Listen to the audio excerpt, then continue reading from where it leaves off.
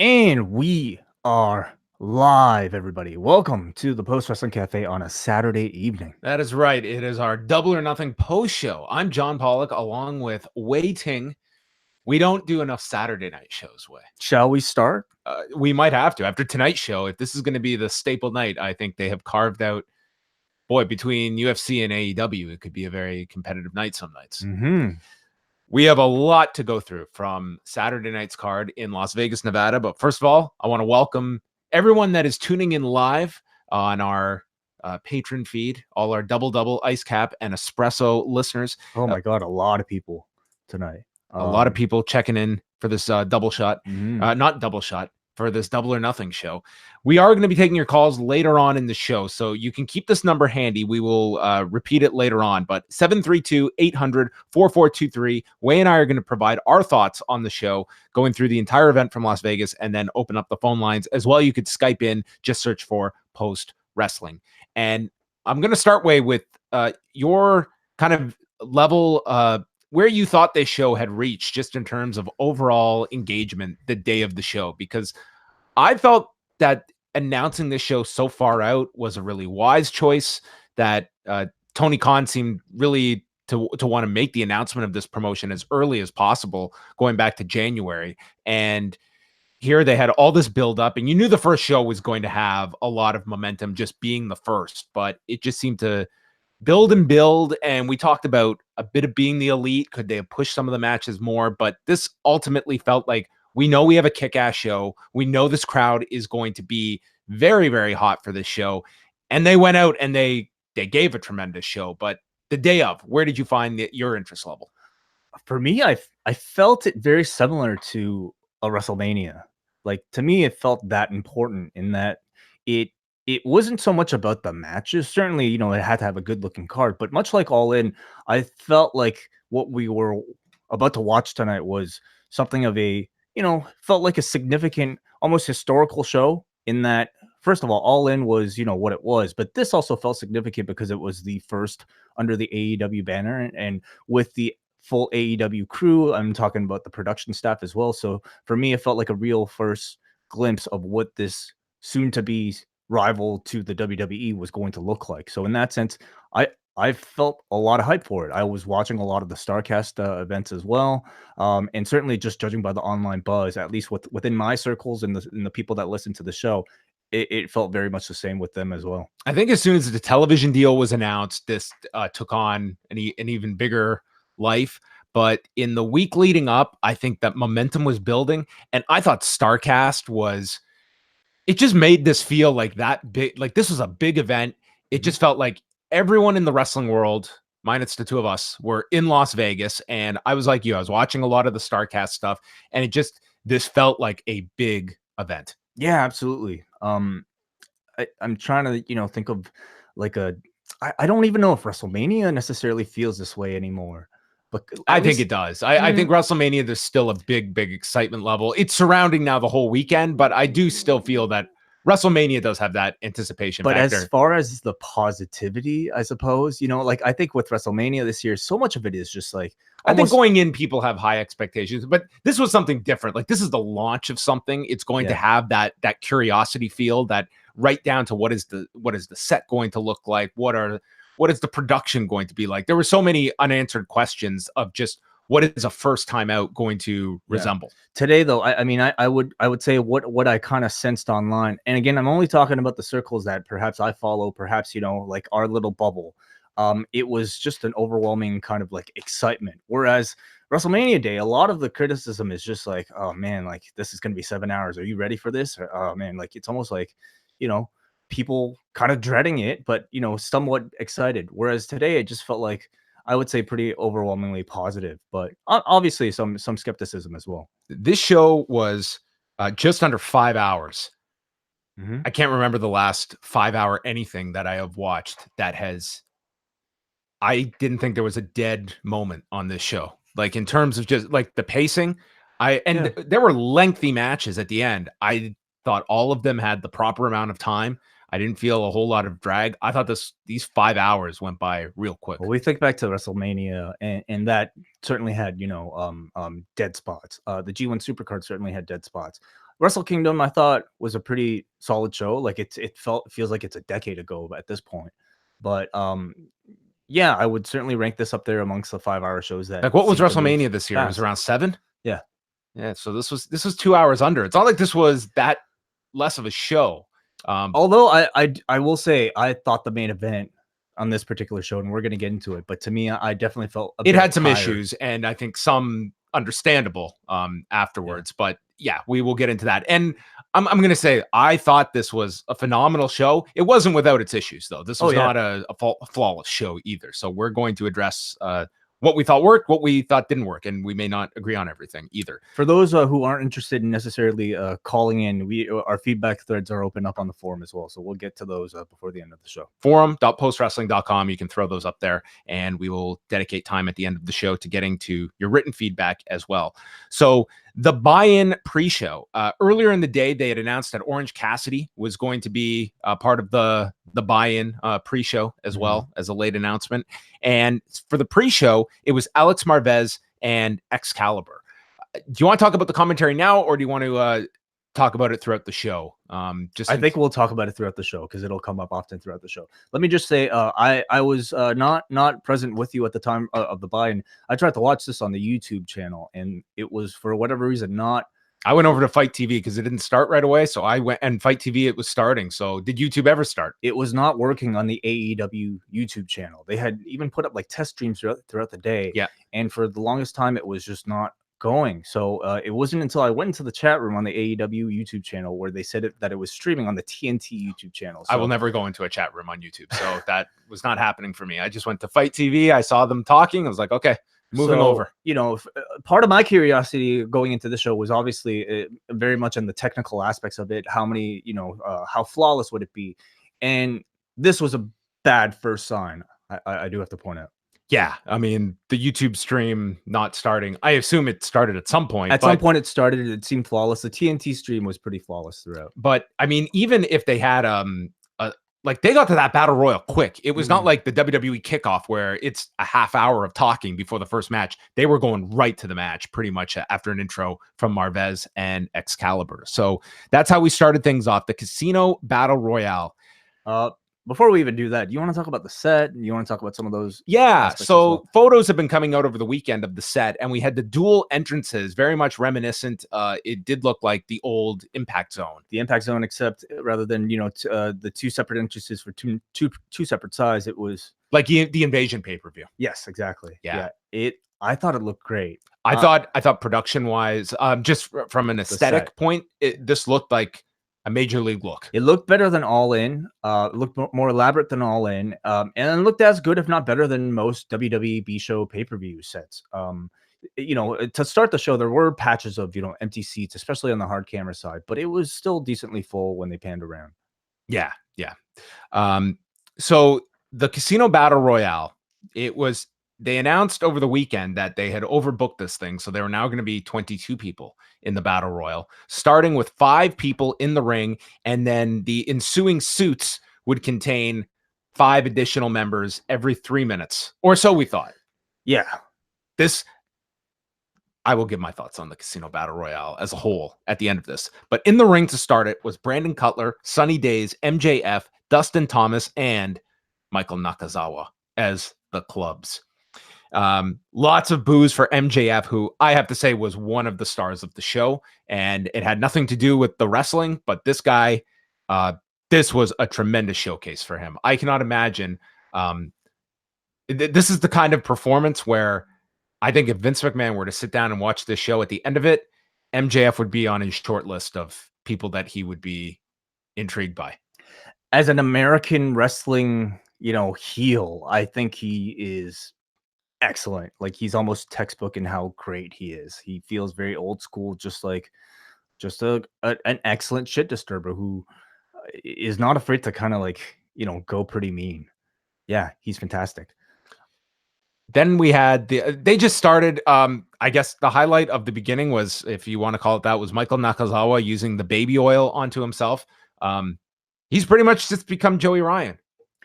I guess so. Yeah. Yeah. I guess you'll see that later on. I mean, pretty much kind of bring over like something that fits very much into DDT right onto AEW television.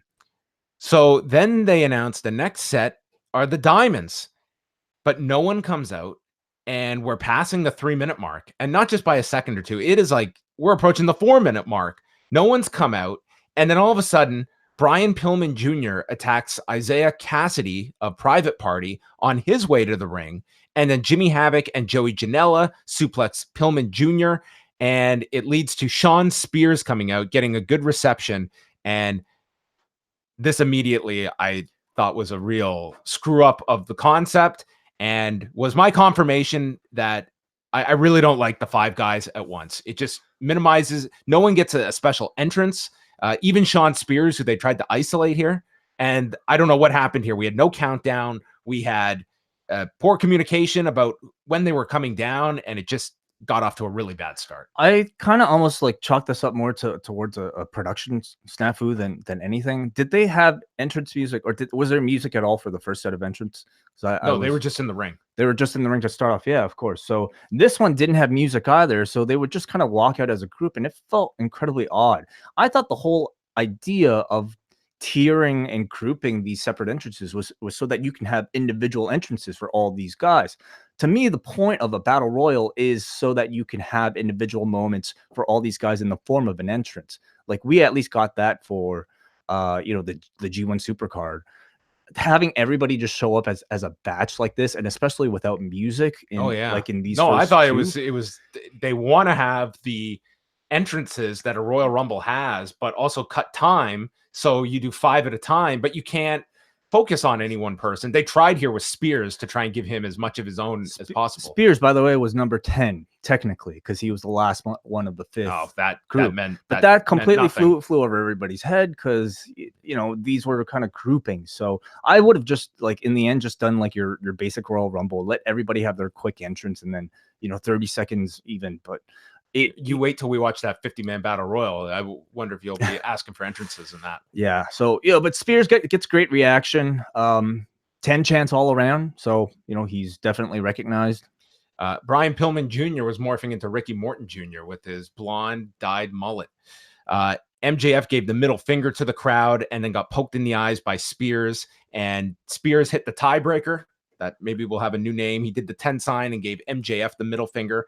Next up was the Hearts, not the Hart family, but the Hearts.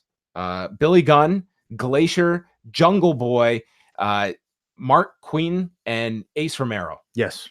This time they did have music. This one came out. You had Justin Roberts doing the countdown. Yeah. And you had music. Like they figured it out after the blunder of the second group. But I still don't like the clump of guys coming down together. Mm-hmm. I think it just kind of it diminishes everybody. But at the same time, this is a battle royal, right? Nakazawa was the first one out, and then they got into some clever spots. Janela lit his cigarette and then had it put out in his forehead. Glacier got dumped out by MJF, so that got a lot of heat. And then the Spades group came out, which was Marco Stunt, Luchasaurus, Sonny Kiss, and Tommy Dreamer, who was one of our surprise unannounced entrants. And Ace Romero hit a tope suicida that he nearly did, in fact, kill himself. Orange Cassidy came out amongst this group as well, but he was the 22nd person. But he was not announced. I actually don't think there were 22nd people. I actually just kind of went back and counted. Are you sure? They called him the 22nd. I think they didn't even see that he had come out, because if you count the batches, we're up to 20, including Orange Cassidy.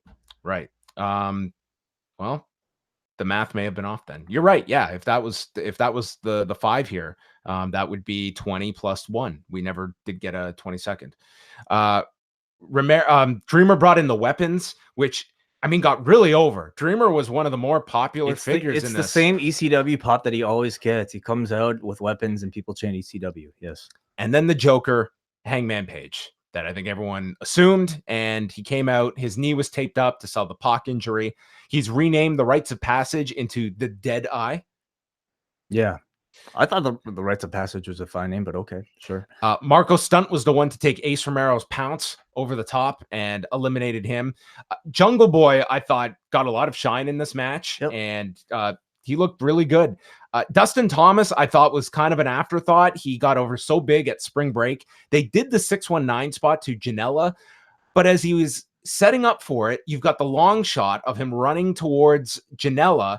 And then as he's going to rotate, the camera cuts away. So you miss the contact. And that was one of many like little things that they missed that like this was it had its moments on the production. I know, like, Keith Mitchell is a part of the production. Obviously, somebody who's been involved in wrestling for decades. But I don't know how familiar he is with somebody like a Dustin Thomas. I think this is one of those things where you would have to have seen and knew what he was going for in order to know how to catch it. So there are definitely bits and moments like that throughout the entire show. And then Thomas was eliminated. I was really glad they didn't do the like both feet must touch the floor and do some spot like that. I thought that would have been really lame. Yeah, as far as like an appearance for him, certainly it did not come near the level of what he did at Spring Break. That was set up perfectly. It was just for him, and he had a whole full match. I guess this was like a nice little glimpse. Hey, look, it's kind of the gift and the curse is that we look for great stories to build up these guys, and they did a lot of great videos with some of the people in here, but unfortunately you can't give everybody like Sunny Days had a really touching story about how he got in here, but not everyone you have to isolate who are the priorities, and Dustin Thomas, Sunny Days weren't in the match. So I understand that. Sunny Kiss did the spot, putting the ass into Tommy Dreamer's face and then was knocked out to the floor. They also tried to have a standoff between Adam Page and Joey Janela just because these two had their match. Yeah. But nobody really recognized it. I mean, they recognized it. The problem is it was not a significant feud at all. If anything, that was a feud between Joey Janela and Adam Page. So I thought that felt kind of flat. I think everyone, when they think of that match, they think of Joey Ryan. Yes. Orange Cassidy is in. He briefly had a confrontation with Dreamer. Dreamer was put out by Jimmy Havoc after being hit with the staple gun several times, including in the balls. MJF sent Jungle Boy over the top. He held onto the top rope. Havoc bit his hand, fell to the floor. So it's down to Luchasaurus, Hangman Page, Jimmy Havoc, and MJF.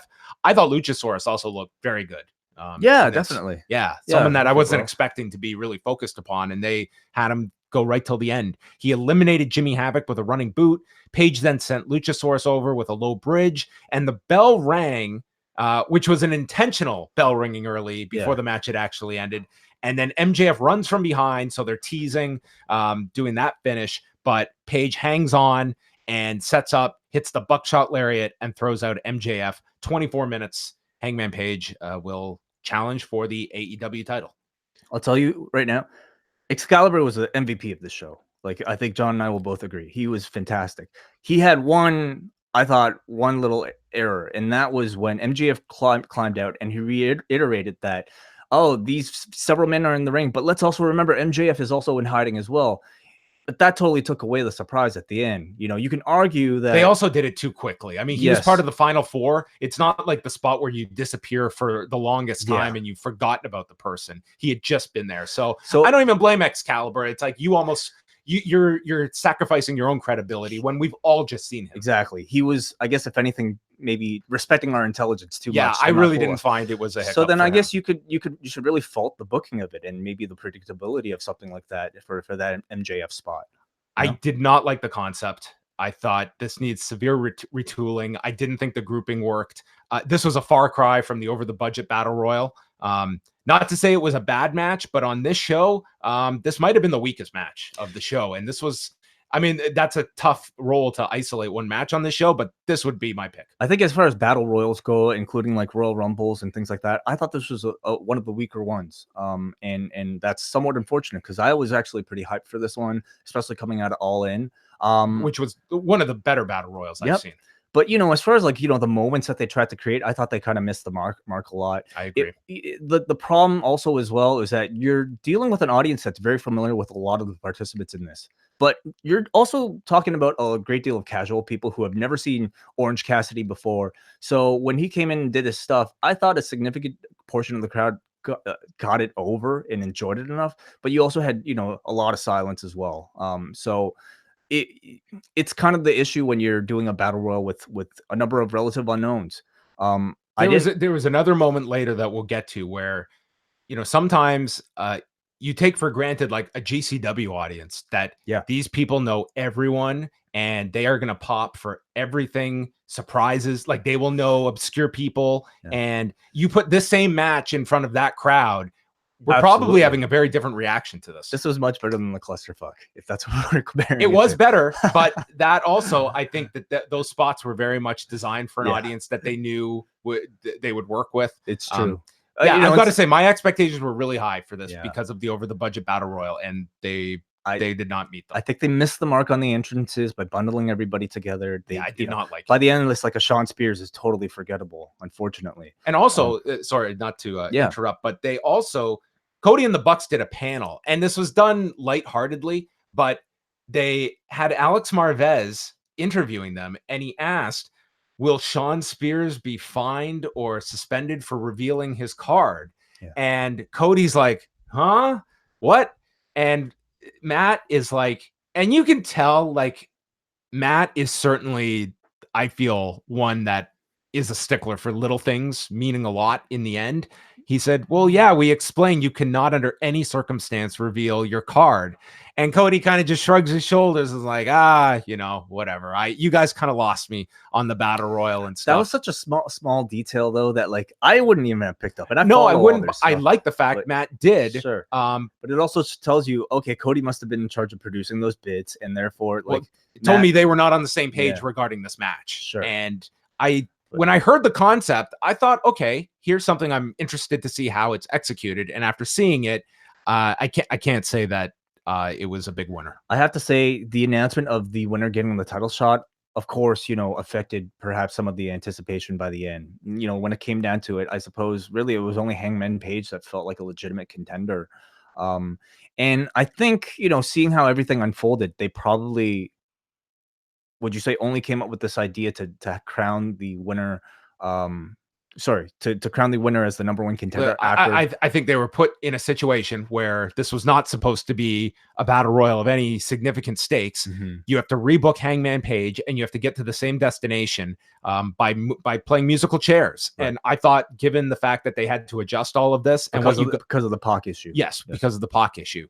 You got to what you wanted by the end, and I didn't fault them for how they had to adjust on the fly. And that to me wasn't a big issue about putting the higher stakes on this. I mean, yes, it looks a little silly when you have Luchasaurus and Billy Gunn competing for the world title, and then you have Cody and Dustin for nothing. But I thought that to me wasn't so much the issue as much as the idea in and of itself being played out. And I just wasn't a big fan of the Casino Battle Royale gimmick.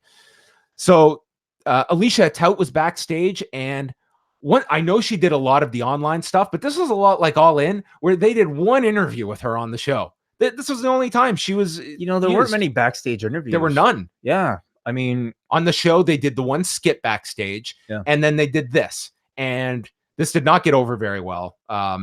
Alicia interviewed Kylie Ray, who walks in, and she's explaining how excited she was. And after all this time, this is the payoff, everyone. Peter Avalon walks in and tells them to shh. And Leva Bates walks in telling them to be quiet. And each proclaims to be the librarian. I'm not so much this was a I'm not so sure that this was a payoff. I think this is just, referencing their presence. I don't think this was like... How many weeks did we spend hyping up this librarian? Send in your videos. We've got to name the librarian. Yeah. Here we are. Yeah, I think they will continue the storyline. Cool. But this was for me a test, because it was a test to see how a live audience, and in particular even an online audience, how they would react to seeing like a bit that I thought works pretty well on BTE, but in like a real pay-per-view live setting, how does it feel? It felt weird. Like, it did not feel like... I certainly can't see this like fitting on TNT, and that's what kind of... I don't know if how different this is going to look from their actual TV show, but like the kind of combination of like, the freedom and like kind of like the nicheness of a YouTube channel versus something that's, for a There was no mass handheld mic either. It was a boom mic that they used for this just to make it look a bit different. Yeah, so something like for mass consumption, it'll be very different and it'll be a really weird balancing act. We should also mention on the latest edition of BTE, which was dropped on Thursday, Matt hinted that he didn't know if BTE would continue after the TV show. I'm sure that's the truth. I'm sure they would like to, and probably that could be a casualty. I'm watching this show like kind of half, like, for myself, but also like from the perspective of a newer fan. And I wonder how, like, somebody taking a chance on AEW, how would they react to the librarian? Should they care how that person reacts? I mean, I don't think you're casting a judgment on the fate of this show on this one segment, but this seemed to be one of the more negative things on the show, which at the end of a 5-hour show, if it's the librarians on screen for a minute, I would just say it was forgettable, honestly.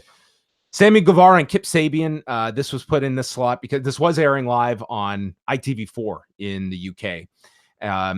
Sabian, I thought these two had a really good match, and I just felt it was the crowd got into it as the match built up, but it really felt like this was secondary to the Battle Royal on the pre-show, and people just wanted to get to the main show. Yeah. By the time this one was in the ring, Sabian sent Guevara to the floor, sprung off the middle rope with a flip. Then Guevara followed with a dive of his own that the camera missed, and it was just like a tight shot, and you just kind of saw the collision. Sabian applied the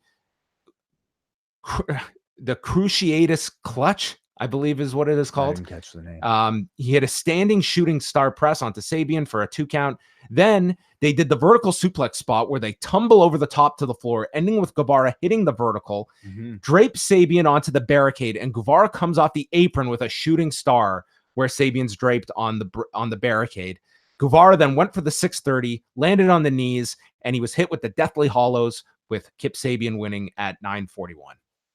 I thought it was a fine match, some really cool spots, but I honestly can't really say that much about it. I think Sammy Guevara is a tremendous heel, a tremendous personality in ring. It was like a good 205 Live match.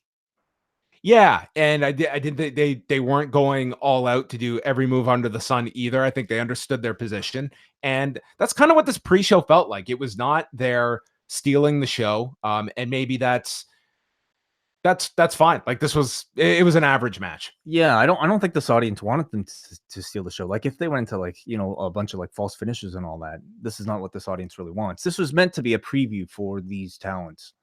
Yeah, and I'd be curious how they utilize something like this in the future, because 6 months from now, if they're on TNT and they get a pre-show on TNT where you're in front of a larger audience than your fans on YouTube and ITV4, you may want to put something on really hot to drive those last minute buys. So that's kind of interesting what your strategy is for, or is it just simply to whet people's appetite to buy for more? It's kind of an interesting strategy how you approach a pre-show like this. Main show began with, they go backstage with Omega, the Bucks, Cody, and Brandy. They're all arriving. Cody's got the Starbucks cup with the FTR on it. And Jim Ross gets his own backstage little walk up as well. Yes. And they each took turns welcoming everyone to the show as they came out in front of the crowd. They rounded up the attendance figure to 20,000. And this is at the end of the pre-show. So they're about to cut off, and Cody is in the middle of his speech as they fade to black. This was very much like All In, where they kind of had like a similar speech. They came out and spoke right before they went on air, and I guess the timing was a little bit off here. Yes, so a little. We had some issues on the pre-show. Yeah, I mean, I thought it was cool at least though that you got to see them like come out and cut a promo before going into the show itself. It makes you feel like you're watching like the first several minutes or several seconds. This more than Joe Rogan and Dana White yelling at you? I like it. I like it a lot more. I mean, it feels more genuine for one thing. Into the pay-per-view we go, and this is when Jim Ross joins Excalibur and Alex Marvez for the duration of the show. Opening things up, Christopher Daniels, Frankie Kazarian, and Scorpio Sky. What did you think of the anthem? Oh, we had the national anthem involving Christopher Jackson. I think so. His wife Victoria, and his daughter, and this was a challenge. I don't know this guy. I'm sure he has like a great story, and like the from the sounds of it, like it feels like Cody and the Bucks they hire people based on like either they personally know or if this guy like had some story, but um it was kind of meh as far as like anthems go. It was an interesting delivery. Yeah. So Christopher Daniels, Frankie Kazarian, and Scorpio Sky against Shima, T-Hawk, and El Lindemann. And SCU got an enormous reaction. They cut a promo in the ring. Daniels sang, called themselves the ambassadors of California love. And then they got the advantage on Lindemann. T-Hawk was in, and he attacked Daniels' neck. And Daniels came back with an STO. Kazarian did a Northern Light suplex roll-up combination, and then Daniels entered. Huge suicide dive to the floor. Sky hit a flying cutter onto Lindemann, and then Daniels hit the Angel's wings onto T-Hawk. Lindemann broke it up. Kazarian hit a flying Rana. Everyone was hitting their spots here in quick succession, and it ended with the BME into a Kazarian tombstone onto Lindemann for the win. 13 minutes, 46 seconds. Daniels and Kazarian in particular, you can throw in Shima as well, given the age of these guys, blew me away. I thought this was an excellent opener. For their age, yeah, I totally agree. But to me, the standouts for me at least, I thought Lindemann really caught my eye. I thought Scorpio Sky really looked fantastic in this match as well.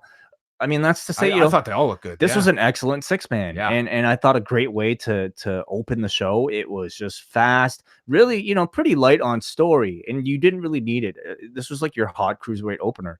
I mean, I thought this was really good, but I think you and we were most impressed all match with Excalibur. Like he is just. Let's just talk about it now. This guy called the show of his life in front of the biggest audience he's ever been in front of. He was fantastic. His ability to identify everything, know backstories. He could raise the drama level. He just so excitable and in a natural sounding way. I thought at certain points, I know that Jim Ross is going to be someone that is going to be polarizing to many people, but I thought him and Excalibur, I thought he brought out a very good element with Jim Ross that I thought that they had some very good interplay. I didn't think the show would have been half as good without Excalibur on commentary. I completely agree. He is the perfect lead, and I emphasize lead. He should be the lead commentator on this thing, and he really was. Not only does he bring knowledge of every participant on this event, he knew 90-something% of the moves, way more than I think your typical commentator does. But he also had like tremendous charisma and tremendous energy in his calls. And I guess I always knew he had this, like watching PWG, but like I had never heard his voice in crystal clear audio the way we heard it here. It sounded professional immediately. He sounded like top level announcer. So my new dream team is Excalibur and Jim Cornette. Yes. In New Japan with Chris Charlton. That'd be fucking great. Could you imagine Excalibur and Jim Cornette together? Yeah, that would be amazing. But he was 100% one of the MVPs of the show. I guess I wonder, could you see Jim Cornette calling a Bucks or Kenny Omega match? I don't think it would be an AEW. Probably not. Which is unfortunate because I feel that Cornette right now is he's excellent. He's the best color guy in the industry right now. But he provided excellent like background. Alex Marvez, his role is more just like the dirty work. Like tweet us, everybody, we're trending. Like kind of your typical Michael Cole stuff. I do feel he will get better. I know that he was kind of the one that people were kind of isolating tonight. I do feel he will grow more into that role because that is a role you do need. You do need the guy doing the grunt work. And from the sounds of it, like from JR, he said that Marvez is going to be like our Jay Glazer and be someone that does include a lot of the stats. And when you can incorporate that in a logical way and have built that up, I'm hoping that's something because he didn't really have that to offer tonight. Right. I'm hoping in the future he does. I was not down on the commentary. Excalibur to me was phenomenal. This was one of the best calls of the year of any show, maybe the best. And I thought that Jim Ross had, the styles he is familiar with, the performers he is more familiar with than others. I think he works better with Excalibur than other partners he's had in the past. But what were your thoughts on Jim Ross? I think Jim Ross brings a great deal of, star power. to the team, to the product itself. I mean, the fact that his face is on one of the posters, I think he is really one of the most recognizable people associated with AEW. So I think he brings a great deal of value that way.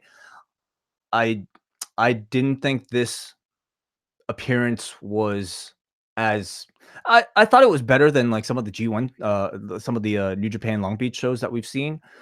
I don't think he is up to par with what today's standards are. I think that this is also this is a different 3-man booth as well, because he's not doing play-by-play. He's not exactly color either. And you've got the problem is you have Excalibur, who covers all those bases so well. He knows the guys. He can do the play-by-play. So it kind of shuts the other two out. But then you also ask, like, can we justify a 3-man booth? What is the point of having a 3-man booth? Well, it's an unconventional one. It's like you don't have, like, yes, Excalibur is the ex-wrestler, but he's also more so being leaned on as play-by-play, which is not typically what you do with the ex-wrestler. The ex-wrestler is usually the color guy there. Because he's good at it. And there isn't the traditional color guy in this booth, really. Like, Jim Ross is kind of in between as like the storyteller, but also is kind of the lead man, which is typically the play-by-play guy. But the thing is, for a color guy, you want a guy who's familiar with the characters, who's familiar with the moves, familiar with the stories. And the man most knowledgeable about all those things was Excalibur on this panel. Mm-hmm. So, yeah, I thought that the commentary team as a whole, I'm curious where it grows from this. Like, I think they're committed to this 3-man team. This booth, yeah. Sure, so you're gonna see, like, this will be the show they go. This is gonna be the team they go to TNT with. Next, Allie joined them. So we had a 4-person crew for this next match with Nyla Rose, Dr. Britt Baker, and Kylie Ray. But before the match began, Brandy Rhodes came out, and everyone's thinking she's going to add herself to the match. And she was dressed in gear. She was in her wrestling gear. She said that she meant it when she told each of them that they could win the match. But then she ran into a problem. And she doesn't just want this to be a great match. She wants it to be awesome. And out comes the welfare queen herself. Yeah.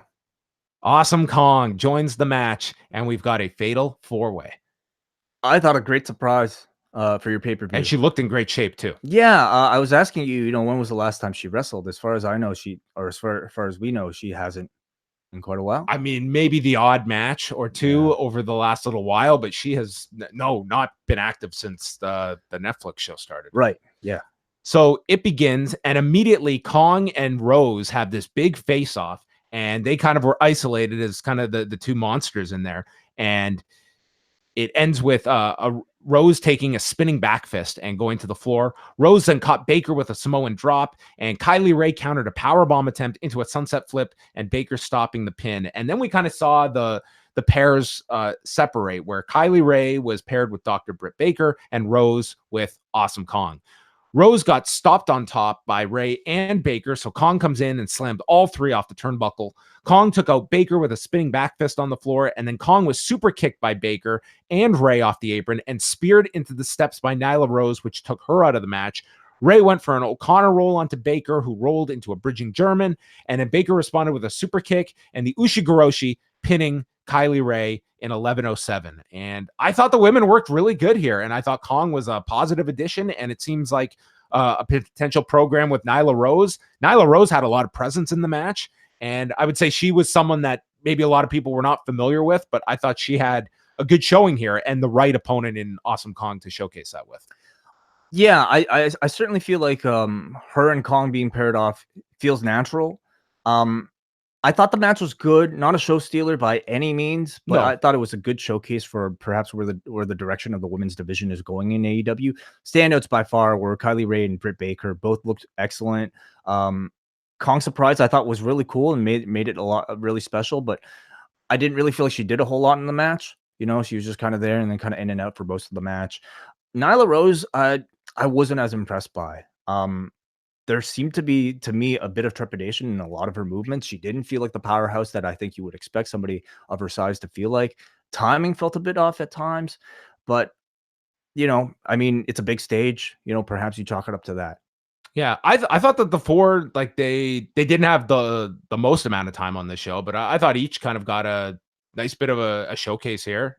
And I think that the Kong Nyla Rose thing, that's something interesting they can go with. Best Friends versus Angelico and Jack Evans. First off, we had Chucky and Trent going for the hug, and they were cut off with drop kicks from behind. And this was an interesting match, the way they set it up, where Angelico and Jack Evans, they didn't do every move out of the gate. They kind of built up the match towards doing a lot of their big spots and but pacing them very well.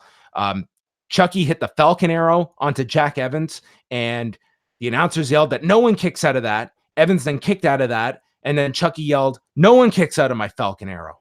And then he hit Angelico with a Shiranui on the floor and returned with a jumping foot stomp onto Evans. And then Chucky and Trent got the hug, and they even did the big zoom out as they hugged. Angelico then saved Evans from the Dude Buster, hit a code red onto Trent, and then we got a lot of the high flying here, including Evans coming off of Trent's back and hitting a moonsault to Chucky on the floor.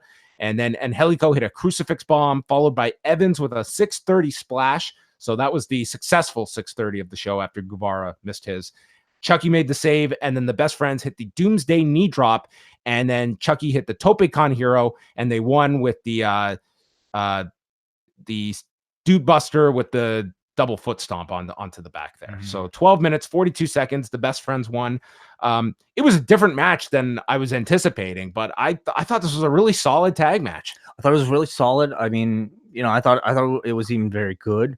I did feel like the crowd lacked a little in this match. Like, this was, to me, when it started to sound quiet at times, and I wonder how much of it is due to perhaps a lack of promotion of the men in this match. Like, obviously a lot of people know the participants in this match, but I get a big sense that a lot of people tuning into the show are either fans of New Japan or fans of Being the Elite. And even though the Best Friends appeared on Being the Elite multiple times, they weren't exactly given a ton of airtime nor personality time to kind of create their characters and really get themselves over. And Angelico and Jack Evans were just in the last one. So I know people know them from Lucha Underground and various other places that they've been in, but I just didn't sense this crowd care about this match as much as even somebody like a Brandon Cutler in the Battle Royal. Yeah, I thought they all worked hard, though. I thought this was like a really strong tag match, better than I was expecting, too. And I went into this looking forward to this one. After the match, the four are in there, and the lights go out. And then they come on, and inside are the Super Smash Brothers. And no one recognizes them. No. The lights go out again, and people are thinking, oh, maybe there's another surprise, and this will be the big pop. They come back, and there's all these masked minions that start attacking the participants, the Best Friends, Angelico and Jack Evans. And the crowd is just, they're chanting, "Who are you?" They do not know any of these people. I mean, the minions were designed to be anonymous, but it was just a really tough spot to put the Smash Brothers in. And on top of that, Excalibur is explaining that I know who those people are, but never identifies them. They're never identified by name. And it was just like, they're a great tag team, but they are not going to get the big lights out surprise pop. So this was a curious way to introduce them, and it fell flat.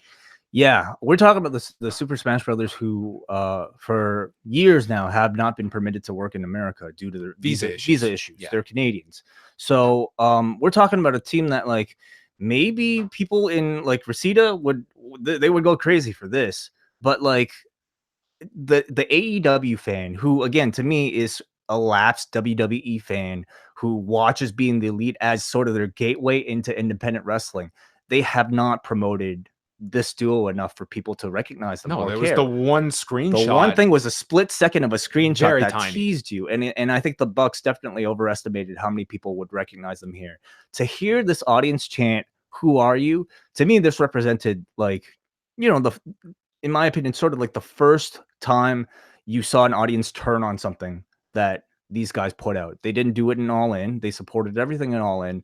Even like the Battle Royal, for all its faults, I thought this audience respected it. This was in a minor example of that, but something that this audience actively kind of turned on. Yeah, it's something I go back. Something like this to a GCW audience, they go nuts for. And I know I'm picking course. GCW, but we're not dealing with that. Like TNT, you well, won't yeah, have and I this. think that was it was a misread of their audience, and the lights out, like that's supposed to be a massive pop, Mhm. and you put the right person there for that. I felt bad for Smash I did Brothers too, because these guys are a phenomenal team. This Mhm. tag division is fucking great. and you're kind of painting them with like a who are you right off the bat. So misread. Yeah, but I mean, arguably, if they get over, it's just a stumble in there. But yeah, it was a misread. The idea was like the actual beatdown itself was actually really cool though, to see like all the minions gathered around and like having that whole thing. If only like all they needed to do was really like maybe like show us some preview videos on like Road to Double or Nothing or something. Something really cool and mysterious, and you have it here. But anyway, So then they announced All Out Saturday, August 31st, another Saturday night at the Sears Center in Chicago. Tickets going on sale June 14th. And is this going to be Saturdays are going to be it their looks thing like now? Saturdays are going to be their night. And I'm curious what. And I really I don't see why wrestling has to be on Sundays. It Like doesn't. why haven't we had more Saturday shows? I think there's it's a very there's really there's a UFC card earlier in the day, but it's not nothing big. It's a ESPN Plus show. So yeah, I think that I love Saturday shows. Listen, if you have there was a time takeovers were Wednesday nights, and Right. people, if it's a great show, people are going to go out of their way to see it. Sure. Night of the week is, you can change people's habits. If you have a destination program, people are going to find it and watch it. And I like the fact that they're trying a different night of the week. So do you think this is going to be an automatic sellout? I do. Yeah, Absolutely. I think with this coming off of this show, I think so. Yeah. I mean, I think people at this point are so hungry for anything AEW with this roster. Yeah, absolutely. Yeah, and I think that tonight's show is going to be like, that's going to just spur on more demand, like after a show like this delivering. So that was the announcement for the Sears Center, followed by our 6-woman tag. First off, we had Ryo Abe, who was just identified as Ryo, Hikaru Shida, and Ryo Mizunami taking on Aja Kong, Yuka Sakazaki, and Emi Sakura. And Sakazaki comes out, and she is, describe Sakazaki here. She's like dressed up as like a I don't know if it's a video game character or something, but yeah, something like parachute pants, just sure. like unbelievable personality. Yeah. I mean, just I would say that for almost all of them. The smartest part about this was that you had 6 women who I would imagine the majority are familiar with Aja Kong, less Hikaru Shida, but for the most part, I think a lot outside of Aja Kong, I don't know how many. Okay, well, let's go with that assumption then. Is that you only know Aja Kong. It's like these 6 women, they were all so distinct from one another. Like each had their defining characteristic, I thought. To me, it's something you kind of like see from like Japanese wrestling in general, like just the idea that everybody really has to kind of work hard to craft their own personality. And you kind of see it, like in with Asuka or Kairi Sane as well. They got the advantage on Riho at the beginning with Kong attacking her with kicks and playing off the size discrepancy. Then we had Mizunami get the tag, and she sent Kong into Sakazaki and then just lit her up with chops. Mizunami got everyone chanting for her, built up to this big clothesline. And yeah, Mizunami was just, I thought she had like a ton of presence, even though she wasn't like the size of Aja Kong. She was able to still play the bully role at times in there with Sakazaki and even with Sakura. Rio returned, hit Kong with a 619. And we got to see the connection here on the 619. Yes. Didn't cut away. Yeah. And Kong killed Rio with this suplex, just flattened her on her neck. Backdrop driver. And then Kong came off the elbow with the Hamaguchi elbow drop, missed that. Shida's tagged in. She couldn't lift up Kong. They saved her for the very end. They kept her out the entire time. Shida, yeah. She wasn't in any until the end. She seems to be like the one they're really pushing as like a big star. She got the win here. And then referee Aubrey Edwards had her back turned. So Kong got this miniature garbage can, and Shida grabbed a kendo stick, and they just started attacking each other. And Edwards had to just keep her back turned for this whole time to not see what was going on behind her. Sakura also started trying to get the Queen We Will Rock You chant going. That was awesome. Like, she came out dressed up as Freddy. Let me just say, first of all, like, she was awesome. Coming out and like getting a match like this that to me was lifted directly out of Korakuen Hall. Like, this was totally out of context, like no setup at all. Like, if you thought Smash Brothers was out of context, this was like that times 100. This was almost like just so wild. Here's a woman dressed up as Freddie Mercury. Yet, like, the moment she did the like, this whole crowd like got it. So by the end of it, I think everybody was recognizable. Sakura hit a moonsault off the top. She'd kicked out. Unfortunately, the near fall was so convincing that the timekeeper rang the bell, and this was not a spot like the Hangman Page MJF elimination. It threw the audience off, but like, the referee was on top of it, and more importantly, Sakura and Shida, they did not flinch at all. They just kept going.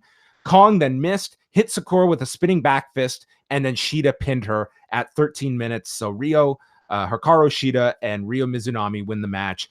I love this match. I thought it was a tremendous showcase for these 6. I thought all of them had their spots. It worked to the live audience in a tremendous way. I had high hopes for this. They were certainly met. I thought this had a really tough task of trying to win over an audience that, for the most part, probably was not familiar with them. We kind of saw like the mixed reaction to like even somebody like the Best Friends versus, Angelico and Jack Evans, and certainly to like the SSB. And now you're presenting this audience with like 5 relative unknowns and somebody that is very much a niche wrestlers. So I thought in ring though, it immediately just like captured everybody. In particular, I was very impressed with Riho. I was incredibly impressed with Yuka Sakazaki. I thought looked fantastic as well. So it was just like an in-ring style that felt so fast and felt so different. And by this point, to me, the best match on the show. Yeah, and I thought this was a well-called match as well. Oh my god! Again, like, this was not a match that you could have done without Excalibur. So Kenny has great taste. This was a great addition on the card. I mean, there's no comparison like between this style of women's wrestling and like what we saw with the women prior. And I don't even know if that's a fair comparison, because I thought these women outworked even the men that came prior. So I hope they sign as many of them to full-time deals as they can. Then we went into the big 3 matches on the card, starting off with Cody and Dustin. And first was Cody and his entrance. He comes out, and we see this giant throne on the stage. And Cody comes out. He looks at this throne, and he walks down to ringside with Brandy, who goes underneath the ring and pulls out a sledgehammer. And Cody goes back up the stage to the throne and attacks the throne. And this smoke comes out of the throne after it's broken. And Cody was christened the Throne Breaker. The Throne Breaker. Now, can we just play? I was sent a clip here from one of our friends in the media, because Cody did a scrum afterwards describing his entrance. So do we have a minute here? Yeah. Okay. You put louder, please. Kind of symbolized his reign, and man, I want to play ball. I'm not. I know we don't say competition, but it stands for itself, And I also want people to know this role, this executive vice president role, which I love, and I'm excited about. I want to be a wrestler first, and that's great. You were able to do that tonight. Tony Khan said really behind the show. I can barely hear. All right. I get the gist though. I think he said it's to represent the end of the WWE's rule. I guess in particular Triple H's rule, and that's what I kind of took it to mean. It was symbolic. I didn't like it at all. I thought I understand that they are not the number 1 promotion, and I get the sense of like punching up. I think they should be above this kind of stuff, to be honest. I understand that there's a time and a place for the shots. This just felt really it just felt too little brotherish. But what better time than on the show that you're about to do? I don't know. To me, it's a level that here on our biggest day on our launch that we dedicated so much of this this time and effort to this. It just felt I don't know. It's like you guys are coming out of the gate. You have a lot of momentum behind you. You're on national television, and I don't know. It just I didn't think it came off well. And I think there is a time. There is a time when you do take the shot, and it's worth it. This one felt to me just like a little bit too much. Look at me. And you can argue that that's what they should be doing, is telling them to look at me. I didn't love it, but I didn't. The audience dislike loved it. So, yeah. I mean, I'm in the minority. I didn't dislike it. I thought it was just more so for them a symbolic statement about this company and that they are here to break the WWE's rule of this industry, which is what worked for them for All In, which is what's working for them for AEW. Wasn't the show a louder statement than it's a silly little stunt? That this whole show had that statement to it. That this exact match that was to follow was a statement towards your point. You can, yeah, sure. You can argue that they didn't have to do it, but I don't necessarily think it hurt. I mean, in your eyes, it did, because I think you probably think it made them look petty. Is that it? Yeah, that's a good way. Yeah, I mean, I think they know that competition is healthy for them, and if what they can do is to get WWE to continue to respond to them, then it's a win for them. I'll be fair. I thought Hunter's like pissant comment at the Hall of Fame was equally petty, but course. It wasn't a big production of it. But let's also think about this in the big picture. Who benefits the most from AEW being around?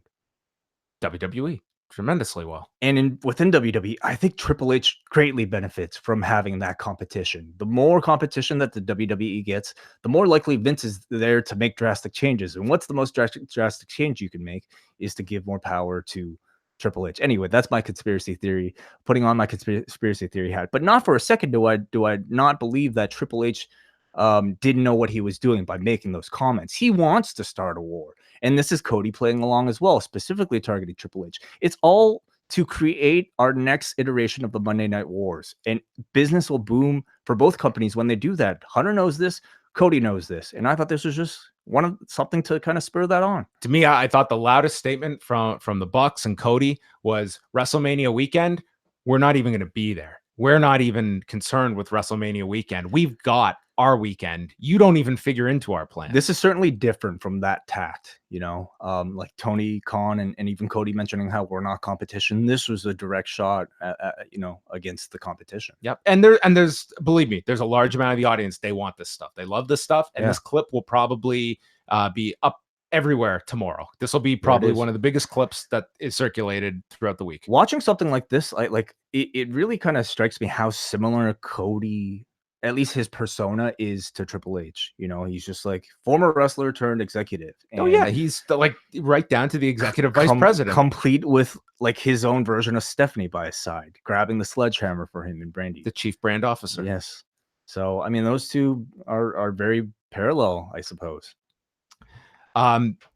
Dustin comes out with his black and red attire, new theme song, obviously, and the audience is red hot before they even touch. I was not surprised at all that this was going to be the match everyone was going to sink their teeth into. Can we talk about how much Dustin Rhodes' new music sounds like Brain Stew by Green Day? It is Brain Stew by Green Day. But off by one note, but it was like, it sounds exactly like it. So they start brawling on the floor. Cody hits a suicide dive. Dustin with a senton off the apron, and then Brandy throws water at Dustin, and Cody gets the advantage. Dustin sets up Cody in the corner for the running kick to the balls, but Cody removes the turnbuckle padding and throws it at Dustin, and is able to throw Dustin into the exposed turnbuckle, and Dustin gets busted open. And when I say busted open, I mean there must have been a spike coming out of this corner that pierced his forehead and hit a vein or two. On the floor, Brandy speared Dustin, which led to Earl Hebner ejecting her and DDP coming out to remove Brandy. Now, I had not seen the blood until Dustin got up from the spear. So my immediate thought is, did Brandy spear him to cause this cut? And then we remember he went into the exposed buckle. But Dustin comes up and there is blood. You can see the man is bleeding and he starts leaking out of his head. The amount of blood that this man lost over the following 15, 16 minutes was grotesque. Yeah. It was a blade job. Yeah, we know that. Yeah, I was just Right, saying, like, right. what were they were Just to attributing it to? yeah, just to clarify. Yes. Anyway, it was this initially, like, you and I were watching and we were thinking, oh, it's too bad that he chose red for his face paint color, because it kind of took away from the blade job. It just kind of made it look All like white would have been a tremendous new outfit for him. Sure.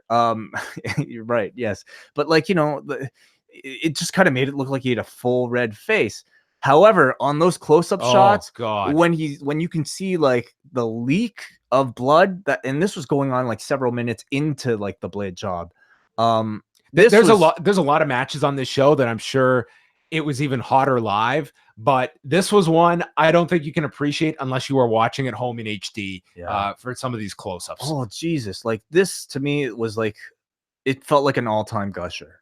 It was. Oh my God. It was like this will be like what this show will be remembered for, is Dustin Rhodes' blade job. And again, to me, this was a way louder statement than a sledgehammer with a smoke-filled throne at the front. That to me, this match was all the statement of something completely different. It's just all Cody destroying him. Dustin is bleeding so terribly. And again, as Wei mentioned, the close-ups are just accentuating that.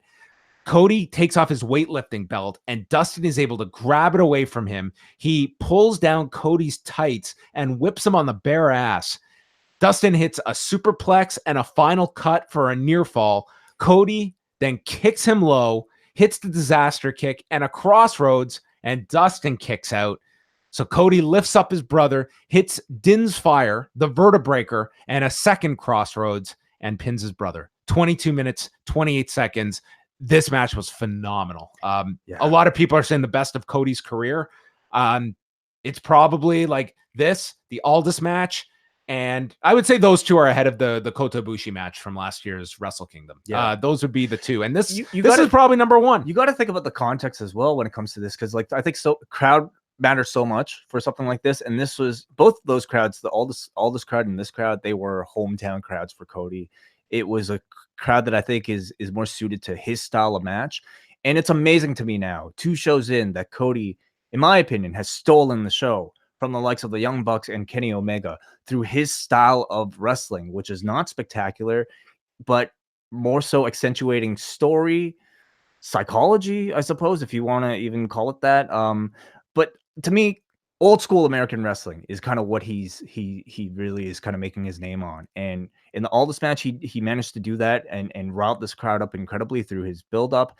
And this match too, to me, it was amazing the amount of, granted, like they already had years of build up through the WWE and the fact that they're brothers, but like for this particular match, they only had 2 promos each that really did it. It was the Dustin video and then it was the Cody video. And look at the reaction that they got. Like Aldis versus Cody, they had a whole series attached to it, so I can understand that a little bit better. But this was just like 2 sets of promos, and again, an all-time gusher from Dustin Rhodes that sucked everybody in the arena in, everybody watching, maybe even more so.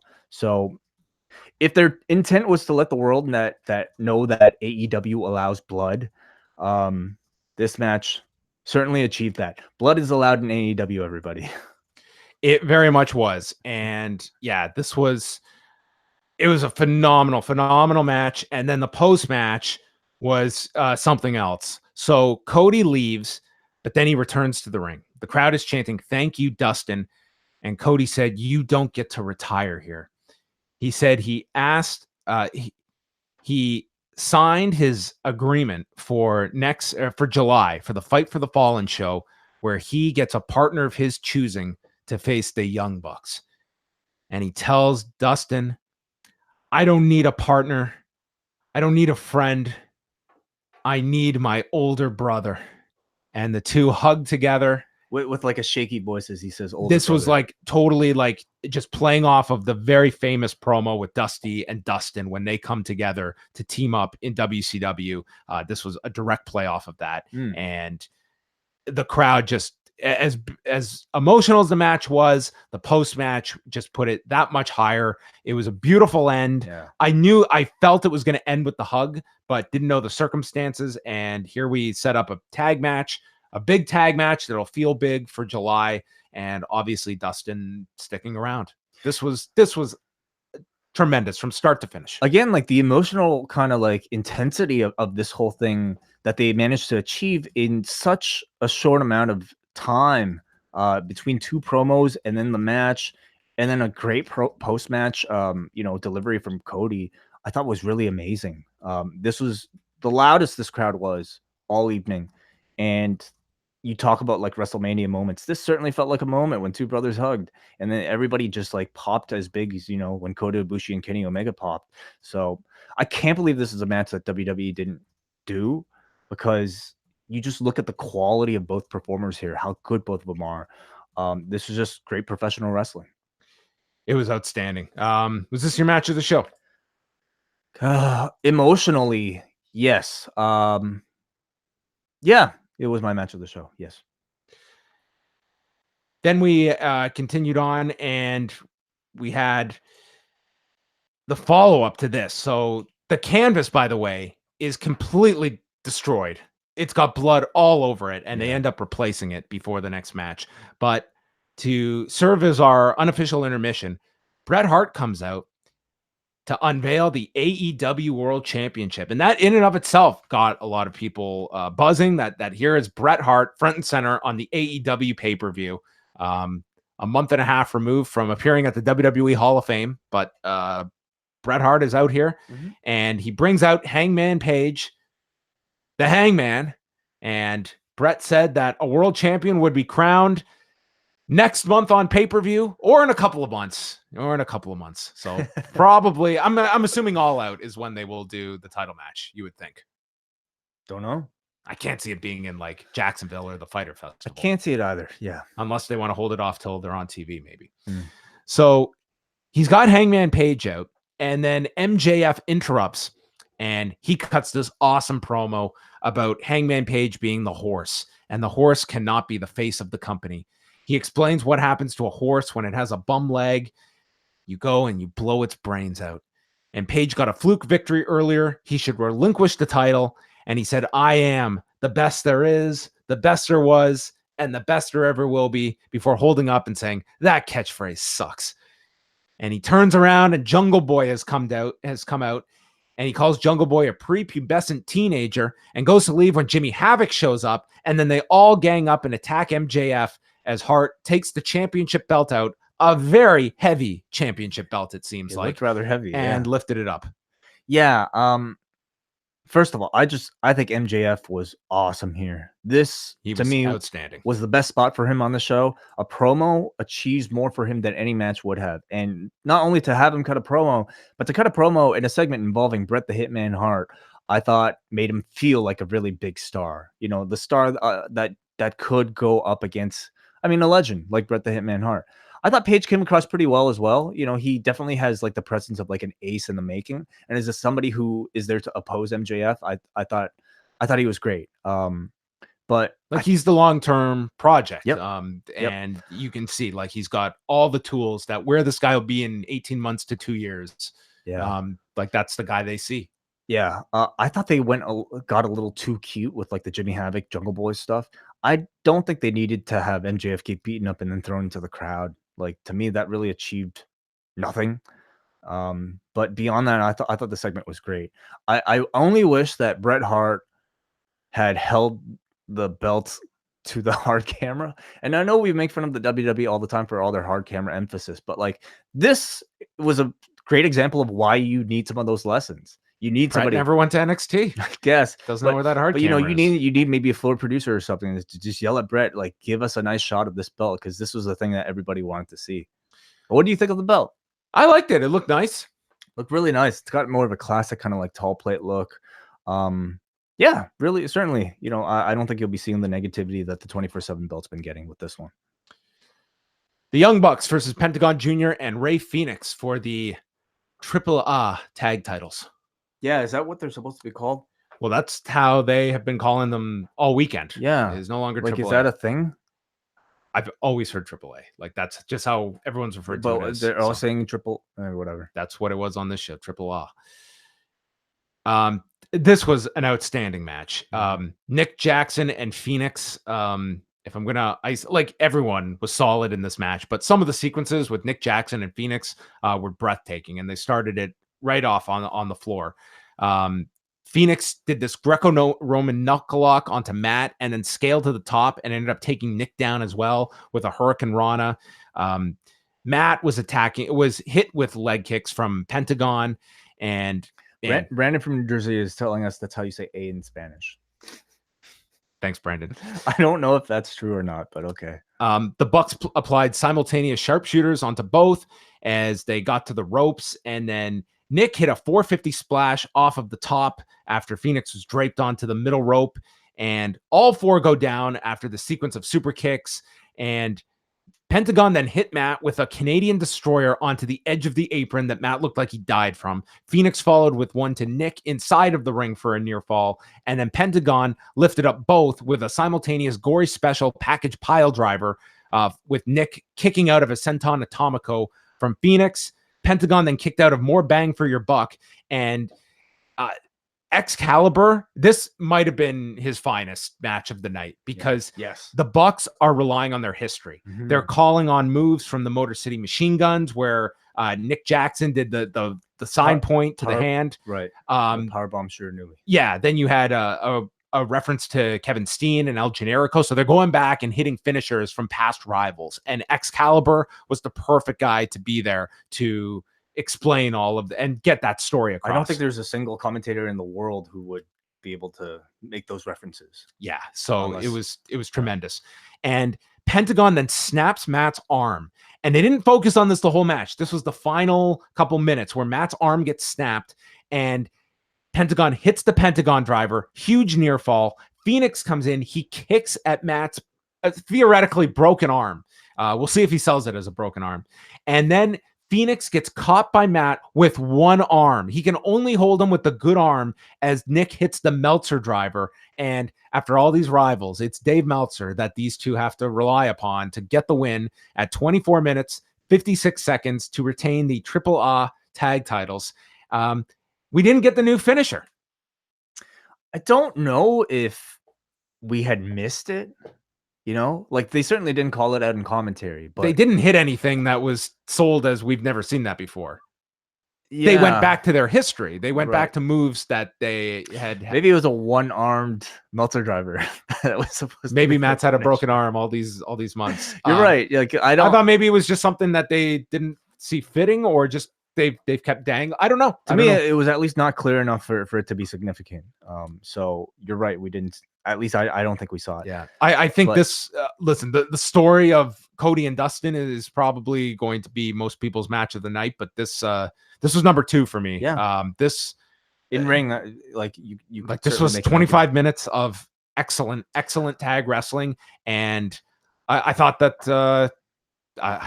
This was a great match. I think it's sort of been the appeal of, like, both All In and this show is that, you know, and even the Elite themselves is that, like, they all kind of bring a particular style to the table. If you're a fan of, like, vast, exciting tag team wrestling, you get that with the Bucks. If you want kind of your epic New Japan style main event, you have that with Kenny. If you like American wrestling, that's Cody. Well, that was this show. This show was such a wide variety of professional wrestling that it was like this was like an easy thumbs up show before the main event. You know, I thought this was a hell of a match. It delivered exactly what you wanted from these two particular teams. Fast, full of, like, incredible athletic, acrobatic feats. And I think all in all, like, and there was absolutely like a solid story in this too. Absolutely, yes. I mean, that's something that I think, like, the Bucks have really shown over the past, like, era of the Bucks, is that they have great psychology, and it worked into this finish here with Matt Jackson. I think, you know, these guys, like, are having these types of matches everywhere, but it felt special here because this was on probably the biggest stage that they've ever done a match like this in, at least in North. Yeah, I would even include, like, Wrestle Kingdom, actually. And then, you know, it was in their own promotion. So this to me felt like a preview of what you can expect in AEW's tag team division. So, and then it was time for the main event. You're right. Like there was no in between. It was like one match to the next. There was no backstage stuff. Like there was no dead time here. And they timed this out really well. It was probably just after 11 Eastern when we got to the main event. And yeah, no issues like last time. No, there were no problems. There was no racing against the clock. So Chris Jericho had this entrance where the lights go out and we had 3 different stand-ins representing the past versions of Chris Jericho. We had the Lionheart version, we had the List of Jericho, and then we had the one with the light up jacket before Jericho himself came out in his latest attire and everything. And I don't know if it was everyone's like favorite entrance, but I like this kind of thinking to do entrances that are a little different than just always coming out.